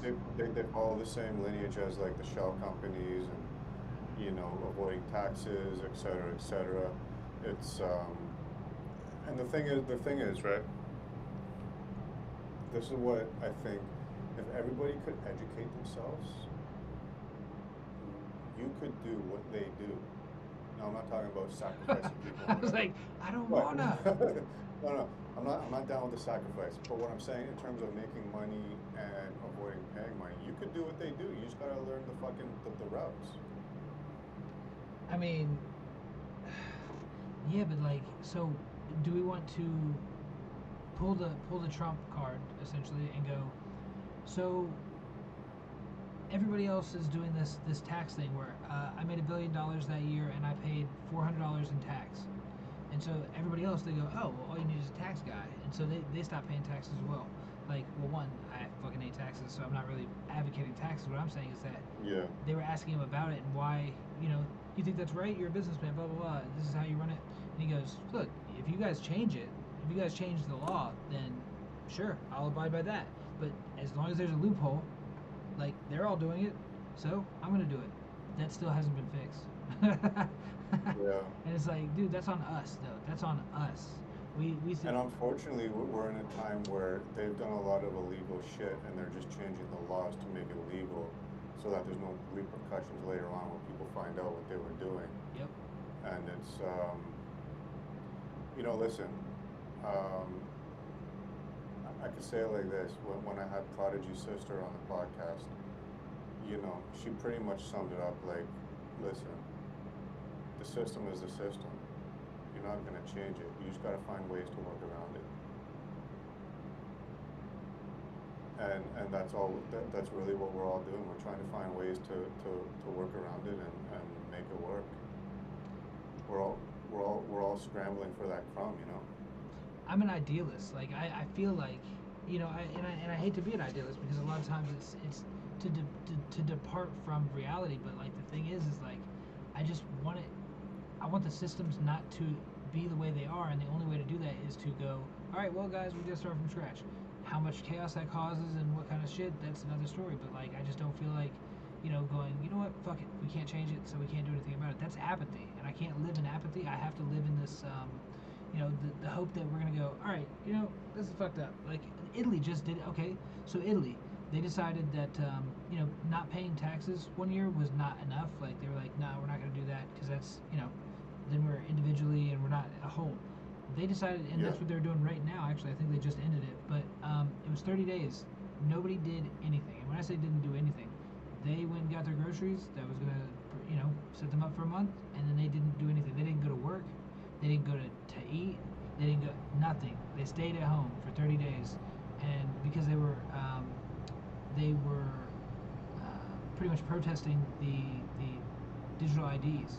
And like, look, we do not want them in our country. We're not going to have them because the government was like, yeah, this is the new mandate, and they said no, and it actually worked. Like they said, okay, it worked for now, I'll say, because they're gonna push them in some way, but it did work, and it made them pull back that mandate. That mandate's gone. The same way that either we're gonna do nothing altogether, or we're gonna do something altogether. That's the only options. Otherwise, you're just waiting. You're just biding your time, which is not long before shit goes bad. Like before martial law, essentially. Like I believe that's where we're at with an authoritarian government that we have. Like it happens all the time. Like it's coming. And the whole goal is to create such civil unrest. And shout out to 50 Shades of Mandy. She just tuned in. She's definitely down the rabbit hole with us. We have an episode with her where we went down the rabbit hole about Disney and the pedophiles and shit. And that's the direction they're going, is civil unrest so they can instill martial law and take complete control of everybody. And people need to wake up and realize that that's what they're doing. Listen, most people don't hate people. But what they're doing is they're driving that wedge with misinformation because they know people are eating it up, and you just got to get out there and have a conversation with people and realize that, we all have a common ground, we all have a common bond, and they're using these tactics against us so that they can achieve their goal. Dude, that's exact 100%. I agree with all that. Although I'll put a little caveat on there. Since we're in the tinfoil hat territory, I'm gonna throw this out there. There's a video of a company that's out of Europe that has they're a meat cloning facility. Most of the meat that you're eating right now, it's a lot of the meat that we're eating right now is cloned. They have, you go to the butcher, like you go to like your local grocery store and you go there, it's probably not gonna be it's not gonna be one cow. Like you think that it's one cut. They're using meat glue and all this shit to make it look like steaks, and it's believable. But yeah, no. So like, it was a video of this. It's a plant in Europe that actually produces. They clone meat. It was like, okay, so how much do you clone every year? And it's like, it was somewhere in the 60 tons or some shit like that.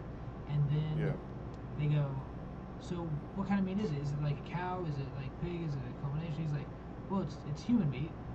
Wait, what? Wait, what? Yeah, it's human meat. So that it's something that we know the biology of really well, and we can we've got how much medicine and science on that versus a cow. Like, yeah, we got a lot, but we got a lot more on people. So that's why we use human stuff. And then he was like, well, where do you distribute to? He's like, I mean, everywhere, like all over the place. That's I think, and this is why I stay away from fast food chains. I think people are consuming a lot more things that if they really knew they were consuming, they would never eat there again. Because, for example, the amount of burgers that McDonald's produces on a daily basis, the math doesn't math. doesn't matter. I mean, At all. we eat a lot of McDonald's. We eat a lot of these fast food, and it's just McDonald's. Like when I was doing the numbers, I was like, because I ran through it, and because I had to figure out if it was true. And so there's our information that we have access to, other people's estimates, other countries' estimates of our supply of beef versus others is different than ours. Here locally, if you look it up on Google, like how many cows are produced every year, and it'll tell you an amount that is possible to make that amount of burgers. But if you look at any other country and you look at our numbers, they are not the same. They're like, no, they produce about half of what it would take. So I don't know why ours is different. I don't get it. Even if you look at the way our wheat is grown, for example, in comparison to Europe, it's just the more you know, the better you can eat, because this is why, like, for example, I've always been on this thing that number one, I don't eat seafood anyways because I'm one of those people I associate smells, and I can't stand the smell of seafood, so I don't eat it. But factually speaking, lobster, shrimp, crab, they're bottom feeders. There's people out there that eat different types of carp. They're bottom feeders. Yeah. So essentially, you're eating shit. Catfish too. Yeah, bottom feeders. Yeah. But so and, I mean, yeah. If you can learn about this stuff, I think okay, take away the aspect of things being lab produced. At least you can start getting towards staying away from the filth. Okay, so now you're on this. Now you can start resourcing better, and at least going to farms that sell straight from the farm, and start at least getting some type of organic beef, which, like we were saying earlier, nothing's really organic anymore because of the chemicals. Yeah. But at least you can start cleansing your body to a degree. Yes, as much as you possibly can, given the environment, given the possibilities. Like, because I mean, honestly though, for us to get a cow, like we've looked into it multiple times, trying to buy, a half a cow, a whole cow, like just looking at what it costs, and the cost is so insane. It's not like a little bit more expensive. It's like 10 times more expensive. And if you look at the price of meat right now, it's still 10 times more expensive. Yep. So like there's a saying that I live by when we go to the store. So number one, we live in the countryside. So I don't like to go to grocery stores. We like to rely on markets and etc. But if you go to a grocery store, avoid the center of the grocery store. You want to buy the stuff that is refrigerated, the stuff, the fruits, the vegetables, and the stuff that is frozen, because that's the stuff that at least has some level of expiration to it. All this canned stuff and packaged stuff, there's no expiry to it. Right. So you got to think about what you're consuming, that this food has no expiry to it.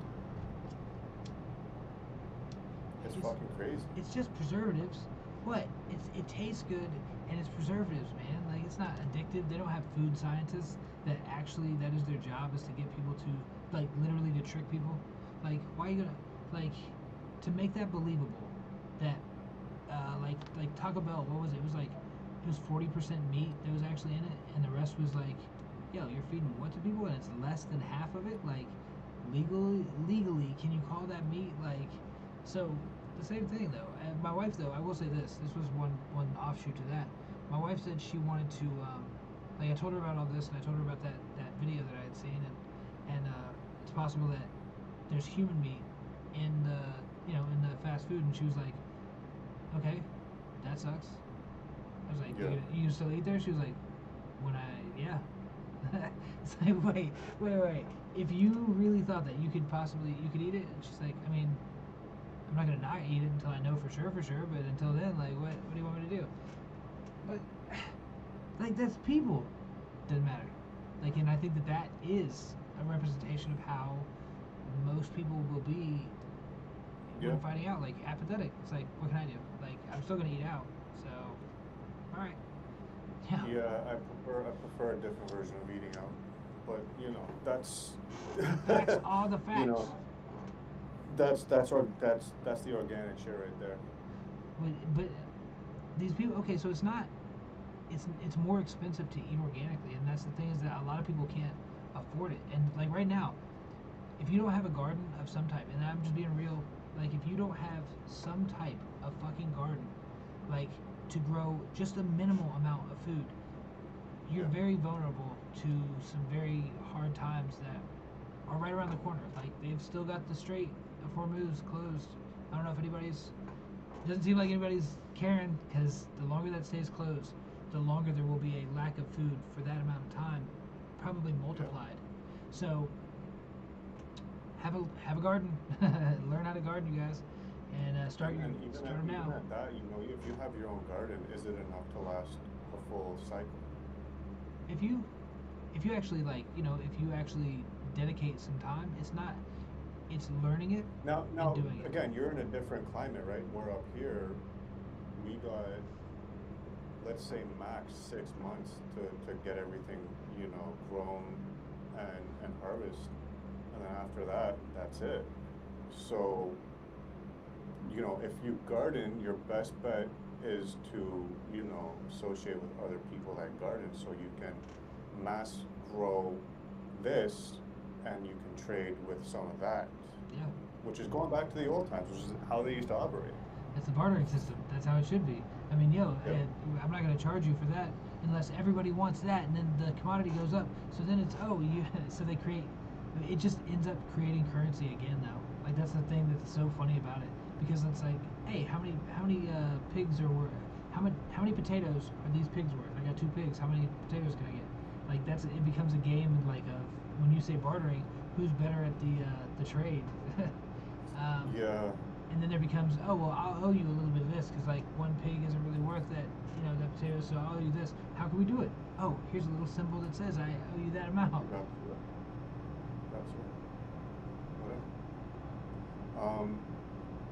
So once again, you know, you go back to, is it just a repeat cycle? I think so. Where if you go back to this, then you start going down that path of you exchange, but now because this is much more desirable than this, okay, now I can make a little bit more of this, so I charge a currency of it, and then you just end up right back to, over the years, getting to where we are right now. That's the craziest cycle of life. Like it doesn't matter. Like if say there were a whole society 12,000 years ago during the Younger Dryas, like when the last mini ice age happened 12,000 years ago. What if it was, you know, what if there's a society that had been around? How long has society been around? I mean, if you're really thinking about it, 10,000, 20,000 years?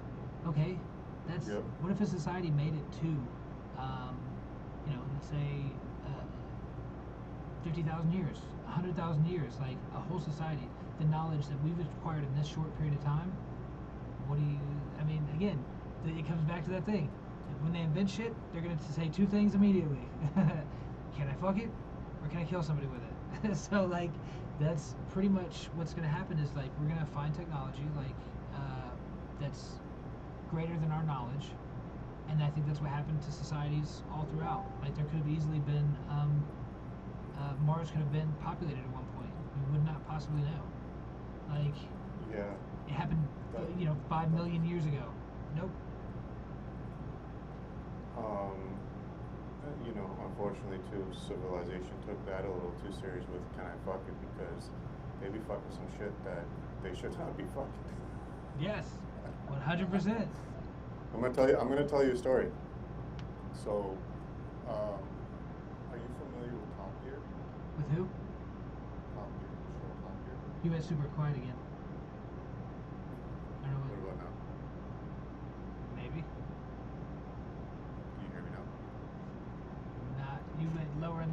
me see. Maybe it's my glass. No, should be good. So go ahead. So, are you familiar with the show Top Gear? Huh. It's a car show out of England. So essentially over Oh, politics. Top Gear. My bad. Yes. Top Gear, Top yeah. Gear. Yeah. So, you know how they started, the original cast of Top Gear started their own show called, what's the name of the show? I forget the name of it, but they started their own show because of politics, whatever. They got fired. Or they quit, whatever the case was. Yeah. So, and this is going back to people fucking what they shouldn't be fucking. So, I was watching an episode of the Grand Tour, that's what it's called, the Grand Tour, right? And so they were filming an episode in Colombia. And my wife is sitting next to me over here and she's already fucking laughing at this, like, really, you're gonna tell the story again? And so what happened was they were filming this episode in Colombia, and they were up on the coast, and they seen this dude in the bush, and they zoomed in on him, and he was fucking a donkey. So I was watching this with my wife, because my wife's from Colombia. Yeah. I asked her, I was like, yo, do they fuck donkeys in Colombia? And she's like, yeah, they up on the coast, they fuck donkeys. It's part of like a ritual thing when you're a teenager, that, you know, your first fuck should be a donkey because the tightness of the donkey helps give you a bigger dick. That's the myth, right? Yeah. Is it though? Damn it, is it? I can't risk it. I need to go fuck a donkey. What? So that's going back to, you know, fucking things we shouldn't be fucking because, you know, all these teenagers out there on the coast, their first fuck is a donkey. That's that. Unfortunately, I'm also from a place where fucking animals is not unheard of. Puerto Rico? Right. No, right here in Crestview, Florida. The United States of America. America. That's America. All right. You say it with respect. They no. There's a dude that when we first moved here, they were talking about this. He had fucked sheep, and you know, you can get that story, but then to have his mom on the news, like and that video still exists. I cannot find it anymore, but if you do find it, send it to me, because it is her like going, well, you know, I told him not to go down there. He's done it before, and we just told him he needed to stop fucking them sheep. Like, and she's saying it with all like sincerity, and it's like, dude, what the? No, man, like what's that's a known problem in the fam. So there was, I mean, man, there was T-shirts. Boss still means no, like, so everywhere, because that shit is hilarious. But also, there was a year later, or 2 years later actually, there's a dude that got caught fucking a horse. I was like, dude, what the fuck? So I'm from an area evidently that they still do that. They fuck horses? Evidently. That seems fucking dangerous. It seems super dangerous actually. Bestiality, yeah. I actually, there was a porn star that was famous for that fucking horse. Yeah, then he died. His name's Mr. Hands. It's fucking hilarious. Like, his name's Mr. Hands. Don't look those videos up. It is not.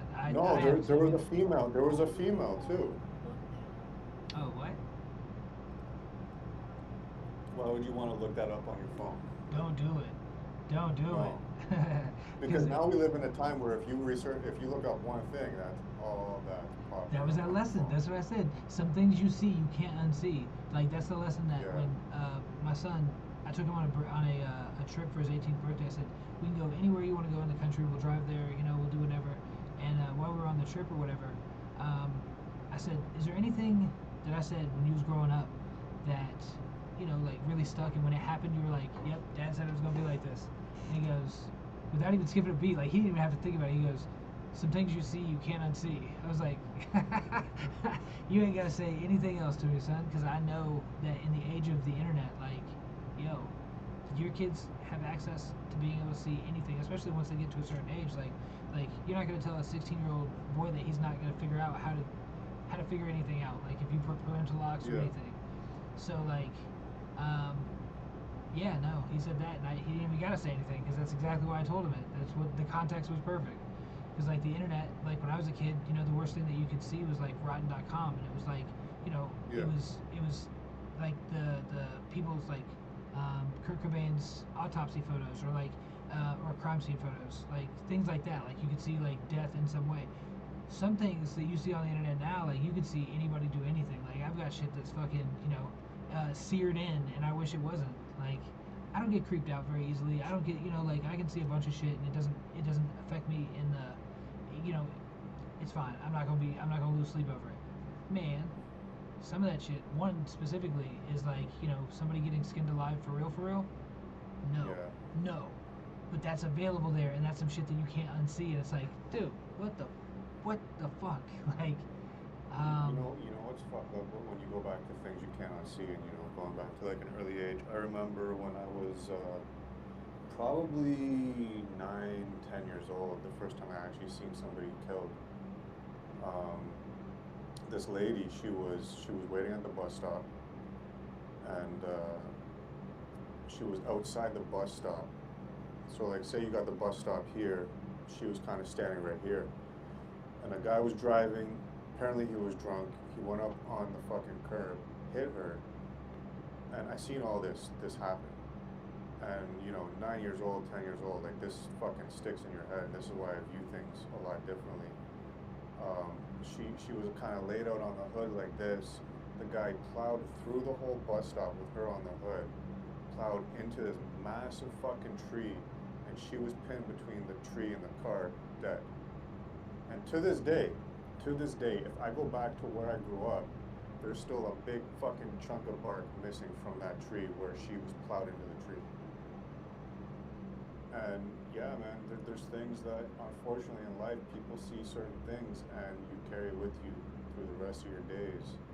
And it gives you, like in my sense, it's kind of a harsh sense of reality of what can really happen out there. So it creates a certain level of numbness to death, where, okay, now it doesn't really affect you to a certain level.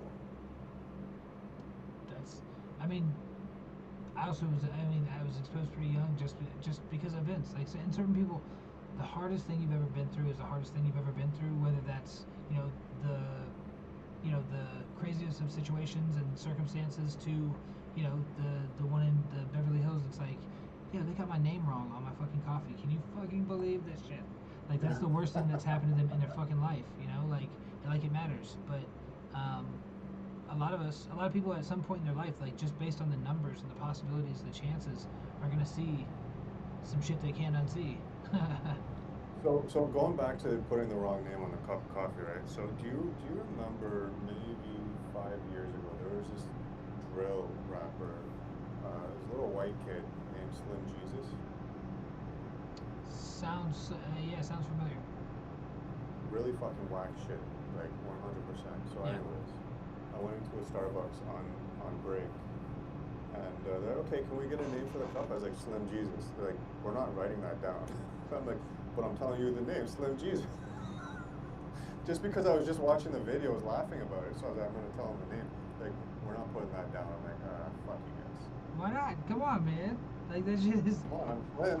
I could be Jesus. I could be him, Jesus. You know me. You know. Like, dude, I don't know. I think people take their authority. I think it's really funny, like what is it called? The Stanford experiment, where they made students of, they made like 6 students cops and 6 students prisoners, and they made a false prison, and then, the ones that were playing the cops ended up, abusing the other students, and these are all just students, but they get that role, and immediately, like, by the weekend, it was like, I think it was only 3 days in that they lasted, because it was like, whoa, all right, it's getting crazy, because, like, obviously the other students are like, fuck you, you're not telling me what to do. They're like, no, you have to treat it like it's a real situation, you're the guard. So pretty much, that's how society is, like, with the whole mask thing and her getting harassed, like, people take their authority, like, if they have any authority over you, they're going to use it. Like, when I forget my ID and I got a pack of cigarettes, I'm trying to buy a pack of cigarettes, they're like, I need your ID. I have gray hairs. I'm pretty sure I'm pretty sure. And, like, I can fucking, like, I have a kid that can buy these for me, so stop playing. I appreciate the compliment, I guess, but give me fucking cigarettes. I ain't got my fucking wallet on me. Stop playing. But like that's the difference between today's times. Like I remember back when I was a kid. So my parents are from the east coast of Canada, and we would go down there for the summertime. You know, I was born and raised in Toronto, and we would go to Newfoundland for the summertime. And you know, you could send your fucking 8-year-old kid to the corner store to get some cigarettes, some beer, or whatever for the parents, right?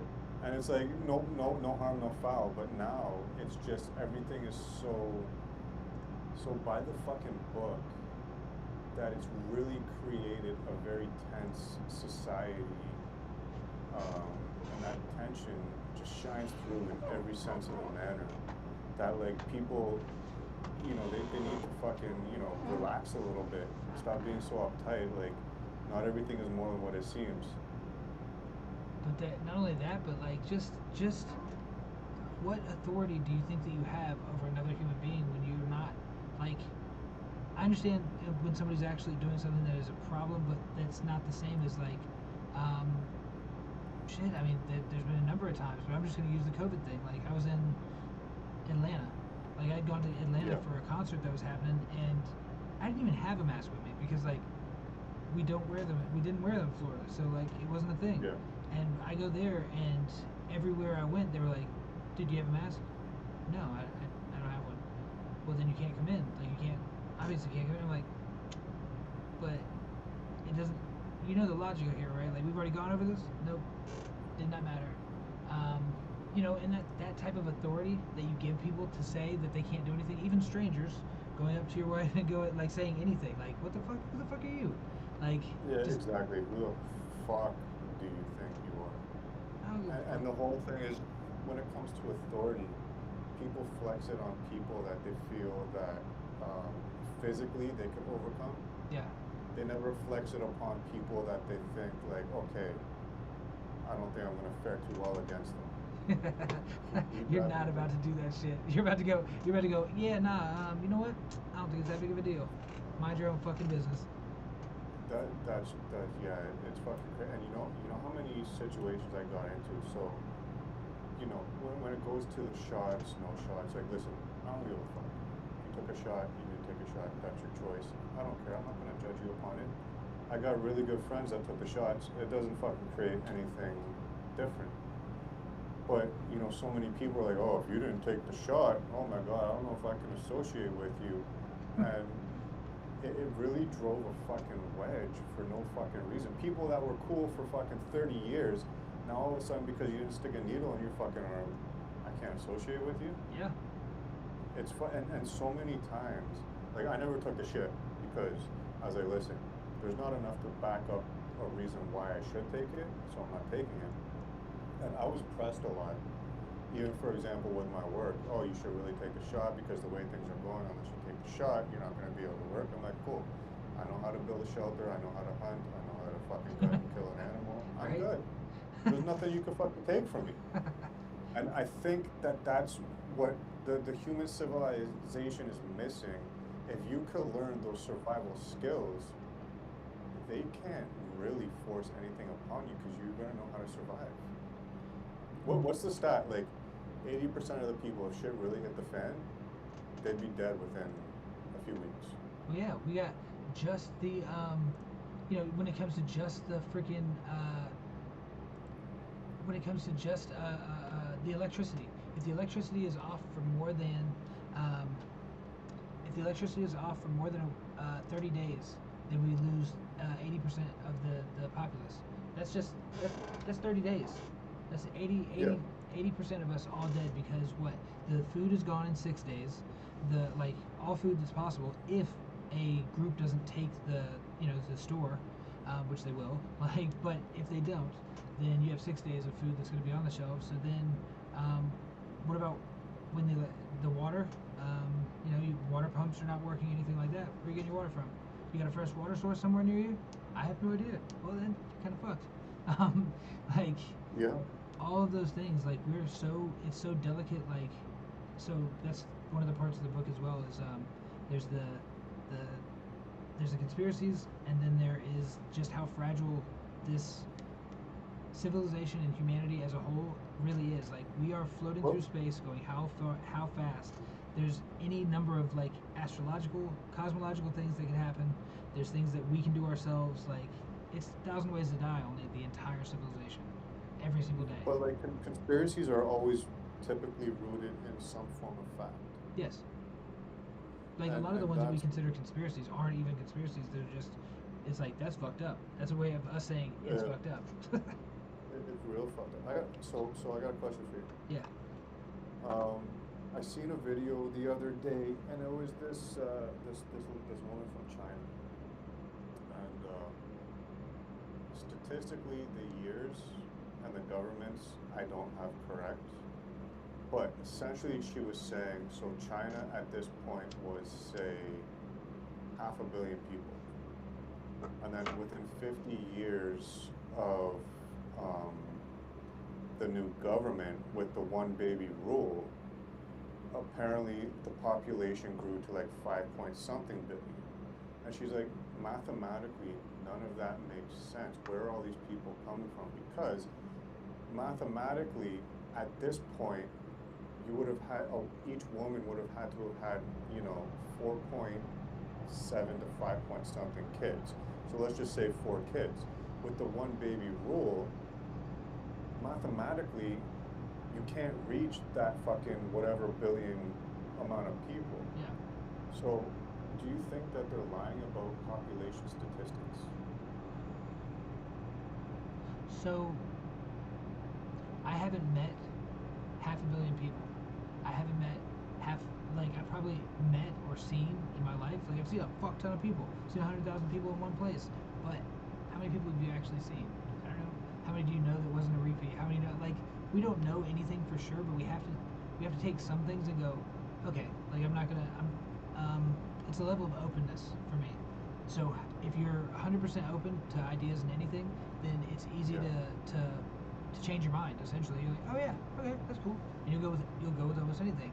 Then being completely closed-minded is obviously, you're going to be only thinking in one way and it doesn't work out. So being in the middle there, I have to say that I have to believe some things are true, just for reality to work, for the things to work. Because if that's the case, that there's not that many people, then when you talk about, I don't know, let's say a song coming out, and it gets, 2 billion streams in 30 days, it's like, damn, how many people listen to that song? Because I've never even heard this fucking guy. Like, that happened with me in NBA YoungBoy, because I was not on. I was not listening. I didn't know even until I knew. And I was like, he's the #1 selling artist, like, over Drake, over everybody. I was like, really? I don't know a single fucking song. That's insane to me.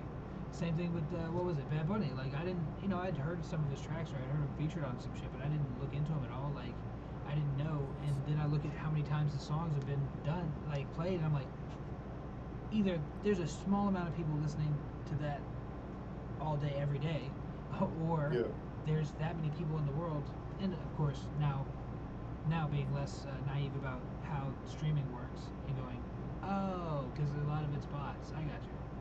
Like, that makes way more sense. And that's exactly what I was just about to say. Is so we did a listening party episode for Lefty Pacino's new album, and that came out on Saturday past. And so I was doing my typical promo during the week, right? And each promo I was putting up was getting 10+ thousand views, and I was like, shit, this is really getting momentum. So something I'm big into is statistics. I always look at the insights to see countries, age ranges, etc. Right? Yeah. So I started looking at the profiles that were viewing it, and I was like, half the shit's bots. So once again, going back to the stats are not even real stats. They're the vanity metrics. That's exactly what they are. Yeah. They're vanity metrics, and that's why, that's why you have to be, when it comes to, so that's what my degree is in. Like, I just graduated like a month ago or so with my bachelor's, and it was for business and marketing. And marketing, most of it is knowing the numbers, knowing what they mean, and how to boost each. And like, the real deal is, like, people are susceptible to societal triggers, essentially. Yeah. Like, they are, something will say organic, so they're willing to pay a higher price, even though when you turn each product over, you can tell that, oh, well, they were made with the same shit. Like, you know, it's just a label, but, or you make something green and it changes their whole perception of it, versus if that product was blue, like, it doesn't tell shit. So, like, Yeah. it's societal triggers, and a lot of people are unaware of anything, why they do a lot of things, and it's confusing on the numbers themselves, like the analytics. When it comes to Yeah. like saying that it says that my second most popular demographic is Australia, and like I'm like, okay, that's interesting, because like I know quite a few people in Australia, but I know a lot of people in Germany, like for say, that never comes Yeah. up on my statistics barely at all, but I know that they saw the show, and I'm like, huh, so what the hell's going on here? I think that they are manipulating it in ways that they think you're going to be relevant to you. Like, because I don't talk to as many people in Germany, I just know a lot of people, whereas in Australia I talk to them on a pretty regular basis. And so like I think that it was just like, oh, this is who you want to be your audience. Here you go. That's where that other number's coming from. So I think they just manipulate the game. I think that it's all manipulated, and they are, social media specifically is nothing more than an advertising company with extra steps. Like they're like, Yeah. Now that being said, do you think you need to, if they're steering you towards a certain demographic, right? yeah, Regardless if that demographic is currently what's tuning into you, if that's the direction they're steering you, do you think you need to cater towards that? Or do you just keep doing what you're doing? Like, for example, since the very beginning of all this, when I started the Cigar Talk Toronto shit, the demographic has always been the United States. 52% United States. The next thing lower than that is like 9% Canada. So for me, that's believable, because, you know, the amount of people that I've had on the show, you know, all American artists. Yeah. So I understand that, right? It could be a legit statistic. Now let's just say if it's not, if that's what it's showing you, is that the demographic you want to start leaning towards to ensure maximum listenership and viewership to what you're doing? I feel like if you don't stay, because I can run a marketing campaign in Australia, and I can find out pretty quickly what who's actually biting and who's not, because like you can look through your analytics and be like, okay, so if I run a marketing campaign, especially through Meta or through Google, so YouTube, then you know when you put that budget, you put that demographic into you do a test, you test that market and another market, and you go, okay, what's the variation, and if it's, if they're not actually converting, meaning becoming listeners or whatever, you're gonna see it in your analytics from your YouTube or from your page. So there's a way to test it, and that's why I think that marketing, although everybody, because they're told that oh yeah, this is marketing. It's like how much you see of marketing is that iceberg above and below analogy, because like you see the advertisement, you see the analytics, looking at that, you see all these things, but like marketing is a lot more planning and doing all this. Everybody that runs their own show or is an artist, they typically, they're looking at what they're given, and what they're given is the analytics by the platform, and they have no way of measuring it. I got a buddy that he uses AI for all of his marketing. He's like, oh yeah, it's got me, like ChatGPT's got me, and I was like, all right, but you don't know what questions to ask. So I'm going to talk to you in a second about the AI, but I've been holding this for like fucking half an hour at least. I gotta go piss. I'm going to pass the mic real quick to my wife. She's off camera having a cigar. All right. And if you want to talk about Colombians fucking donkeys, go for it. Done. Subject. but I'll be back in 2 seconds, and I'm going to talk to you about AI and music. All right. I'm about it. So I don't know what's his brain for you. Good. We're going straight into donkey fucking. All right. So now, so is it known amongst everybody though? Like, that is a question I guess I had. No, it's just on the coast. Just on the coast. Is there Yes, like on the a coast. like what about the people that are not along the coast that are like are they like they're a bunch of donkey fuckers? Uh, yeah, we call them comeurras, which you understand what that means. No, I don't. So, no, you don't? Well, it's like donkey eater, like, That's, donkey dude, fucker. that's so that is I mean But it's fade out, and it's been more like fade out because it's more like I thought it was a myth, to be honest with you. I'm from the capital, and I thought this was all just a way of category, putting them in a category, right? yeah. But I did not know that it was actually real. Until I got older. I And I mean was like, oh fuck, like why? yeah, I mean dudes will do almost anything for a bigger dick. It's just one of those things where it's like that's why dick holes I could, yes, now that I am like about 40, yeah, I do believe that. I'm saying, absolutely every time. It's a matter of pride. If you have the ability to, why would you not? Like, you can't. There's very few dudes that'll go. If you say that, I want to. So I got this Want a pill. dick enlargement? Yeah, I got a pill for you. You want to try it? It's like, well, yeah, man. Fucking, like, I guess I could. I mean, it's not gonna hurt anything. Nobody's gonna deny extra dick. Like, Hold on, let me put you yeah, yeah. That's a fact.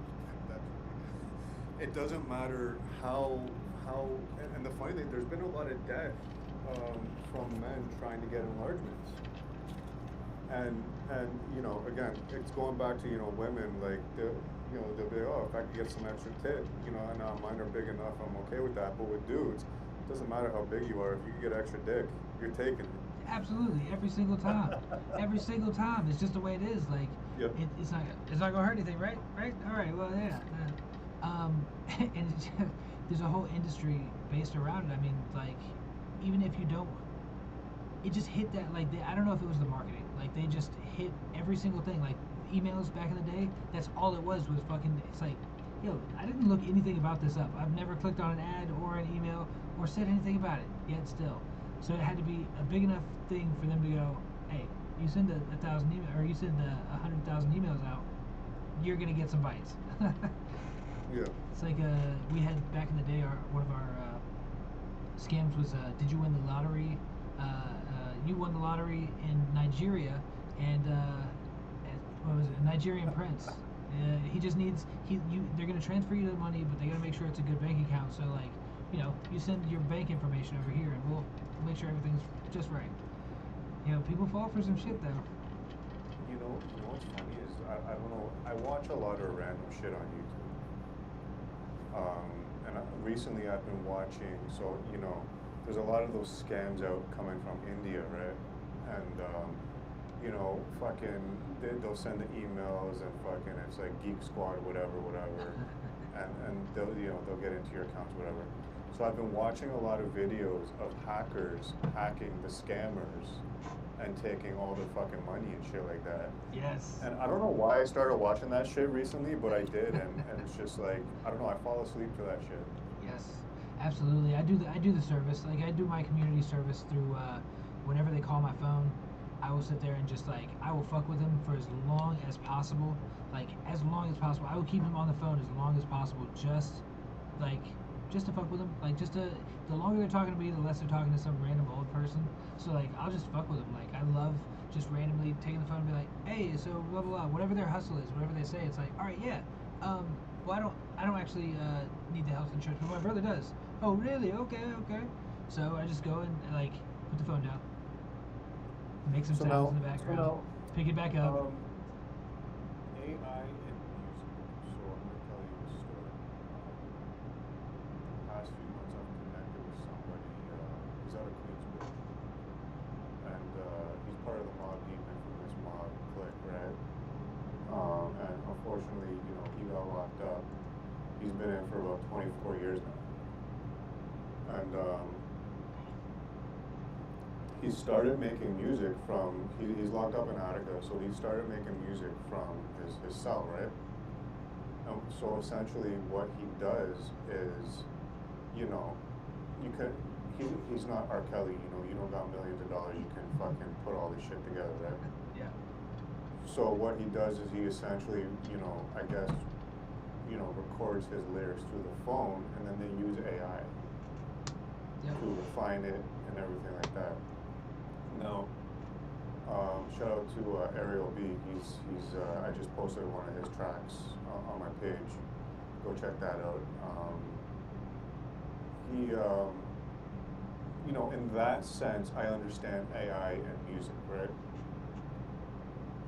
Because now you have, and this is a perfect example of, you know what, if you're in society, there's no excuse to you not being able to do something. If this man that's locked up for 24 fucking years can make something happen, then anybody outside can fucking make something happen. Absolutely. So when it comes to AI, you know, I know some people have been using it for beat making and shit like that. You know, you input certain things, whatever, and then the AI makes the beat. Do you think there's like a fine line between AI being okay and not okay when it comes to music? Absolutely. Like I think that, and it's not okay. So I'm gonna say this because I'm a big, I'm actually a proponent of AI music. I don't have any problems with AI music because there's actually some fucking jams, some banging ass songs that would not exist if not for AI. And that's where it's like, yo, first off, I'm a fan. Before I'm an artist, before I'm a, you know, label owner, before I'm even a platform, you know, provider, like, I don't think I'm a fan. Like, I'm just a fan, like, of every genre of music, almost every. And so if AI comes out with a song and I'm like, fuck that shit jams, like that shit fucks, then I don't care. I don't care who produced it, and I don't think that the most of the people are going to. Like, I don't think that most of the, I mean, 97% of people can't tell the difference between AI and a musician anyway. When I hear AI music though, I can tell the difference fully. Like it's actually because I know how to make, like I produce, I got a studio, like I actually have done this. Yeah. So like, is there a point where it's not cool? Yeah, when you say that it's you and it's not you. Like you have to be upfront with everybody. So if you don't like it, cool. Like that means that you just don't like that in your music. Now, when it comes to OwnLane, like my own platform here, that's ownln.com. Selfless plugs. You gotta get the plug. You gotta get the plug in whenever it comes up, naturally. And that's something I'm learning along the way. You gotta get the plugs in. Shout out to Big Einstein, Eddie, Love and Loyalty, Infamous, Lefty Pacino, Ron Bridge, fucking Croatian Mafia Cigars. You gotta plug everybody that's with you along the way. Shout out Teal the Stat, Shadowworks Entertainment, Hard Money, fucking Black Silver. Shout out to Queen Jai that's tuning in. She actually just started her own podcast. Yeah. So her first guest was Black Silver. So we should connect you guys because I think you would be a good interview for her on her platform as well. Oh hell yeah! Like, see, I'm all about it. I'm always all about us having you know, like just people like connecting, like, cause all it is, like, that's why I love this. I love going live and doing all that shit because it's just us sitting here shooting the shits. We're just talking about the world, but other people don't know what necessarily our experience or our opinion, and I think that opinion can sometimes, it can give other people the ability to it's the coliseum of ideas, like the battlefield of ideas. Like, if you have a different idea of how shit works, then yo, let me know, because like, Hey, what happened to Teal the Stat? Where the fuck did he go? I said that same thing, and he's like, man, well, I came back on and it wouldn't let me, it couldn't see me, and I couldn't hear me, and y'all couldn't hear me. I was like, yeah. I started drinking and I fucking completely just realized that. I'm like 4 glasses in, I just realized he's not with us. It's like, hey, wait, hey, there's somebody else here. That's how people go missing, all right? You need to pay attention. That's how people go missing. He was just right here. Commercial back in the day, you know, 10, 11 p.m. You know where your children are. Dude. Well, actually, I was gonna actually say that it's a good time to burn it out. You got your shout outs in. As we go off, we typically go off on a freestyle or on a exclusive track, but I'm actually gonna roll one because we got one that we finished up. Let me see. Where's he at? All right, so the It's gonna be the next single coming out on Heist Club. Unless you got a song. You got a song you want to promote? Hold on. I got a couple more plugs. So I just did an interview with Voyage Dallas magazine. So you go to voyagedallas.com and check that out. And a track to go out on. I mean, fuck, I could listen to it. I'm not gonna come up with one right now. So whatever you got, you got. Shit, we will listen to some music. We've got mini strikes, and it is just fine to us because like all we're trying to do is promote, promote new music, good music. That's all we're trying to do. That's what it's all about, bringing that real music back. Yeah. All right. So we got the next single out. This for the Heist Club. It's gonna be coming out. Looks like in probably October is what it looks like. So. But we got the next single from the soundtrack here. It's AWISE, Undercover Cop. Yeah, he's just playing it out. He's playing his role. All right, let's run it.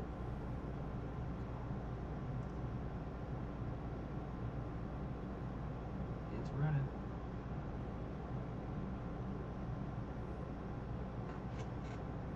I hear nothing. I hear nothing either, so it's not running. It is not running. There, wait. There it is. Yeah.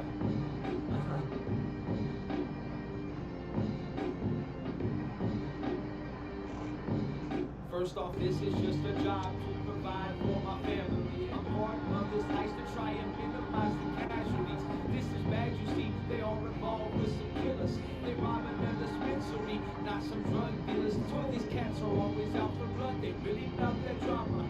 They smell the local thugs, keep me a Max Osama. And I got this feeling that they just in it to try and take some lives.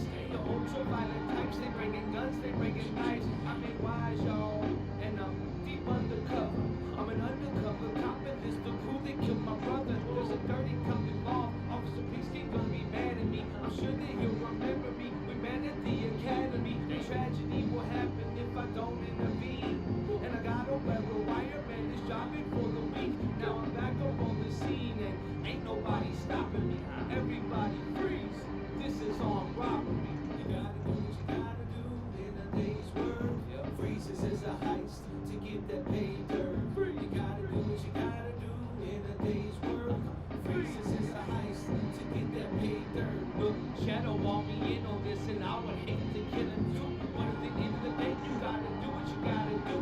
Look, I will kill all these fools. I will kill kids, get too good. Shit, if it comes down to it, I'll kill this whole crew.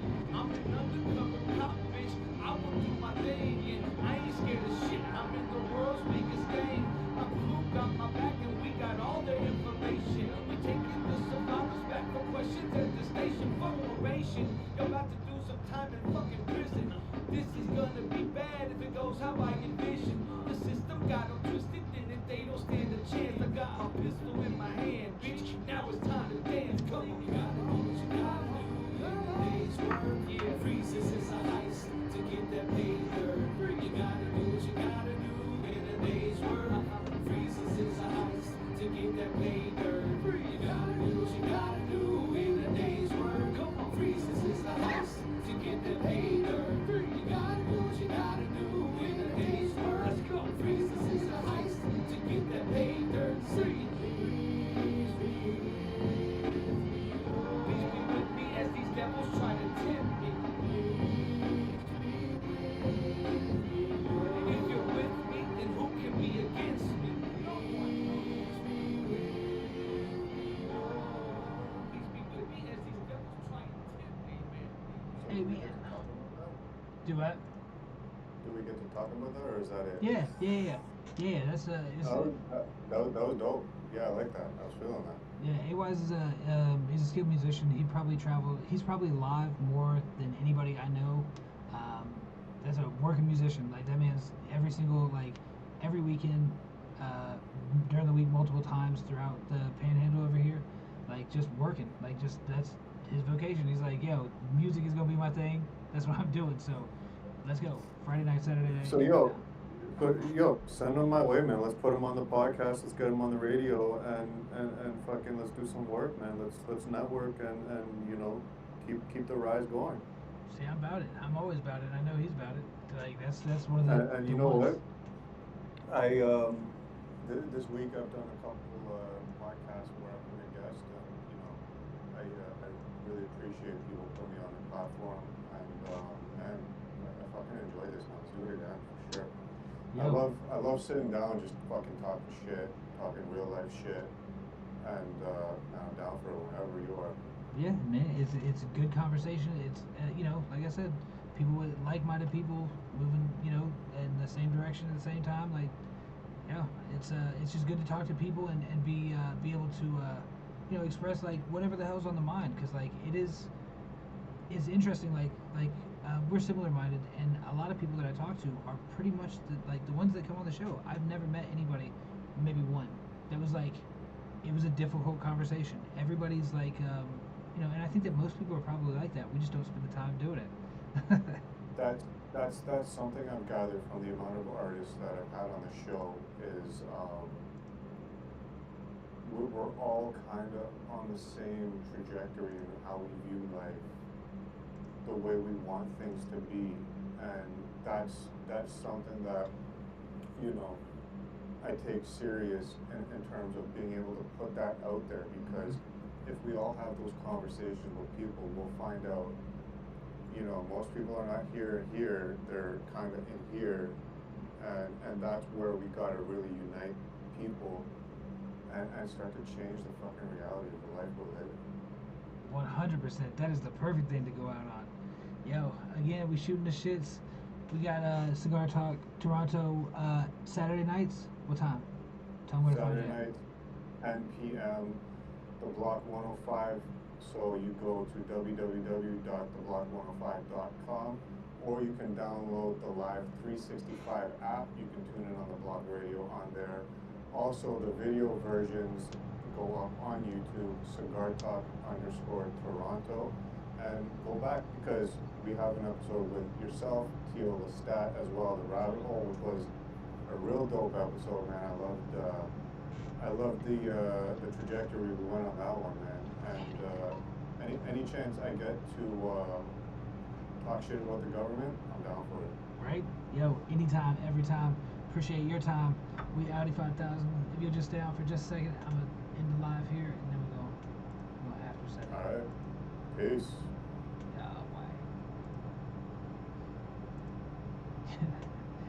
Yeah, that was a good one. And there's lots of good Yeah, that was dope. clippables right there. Like that's so No, like. really.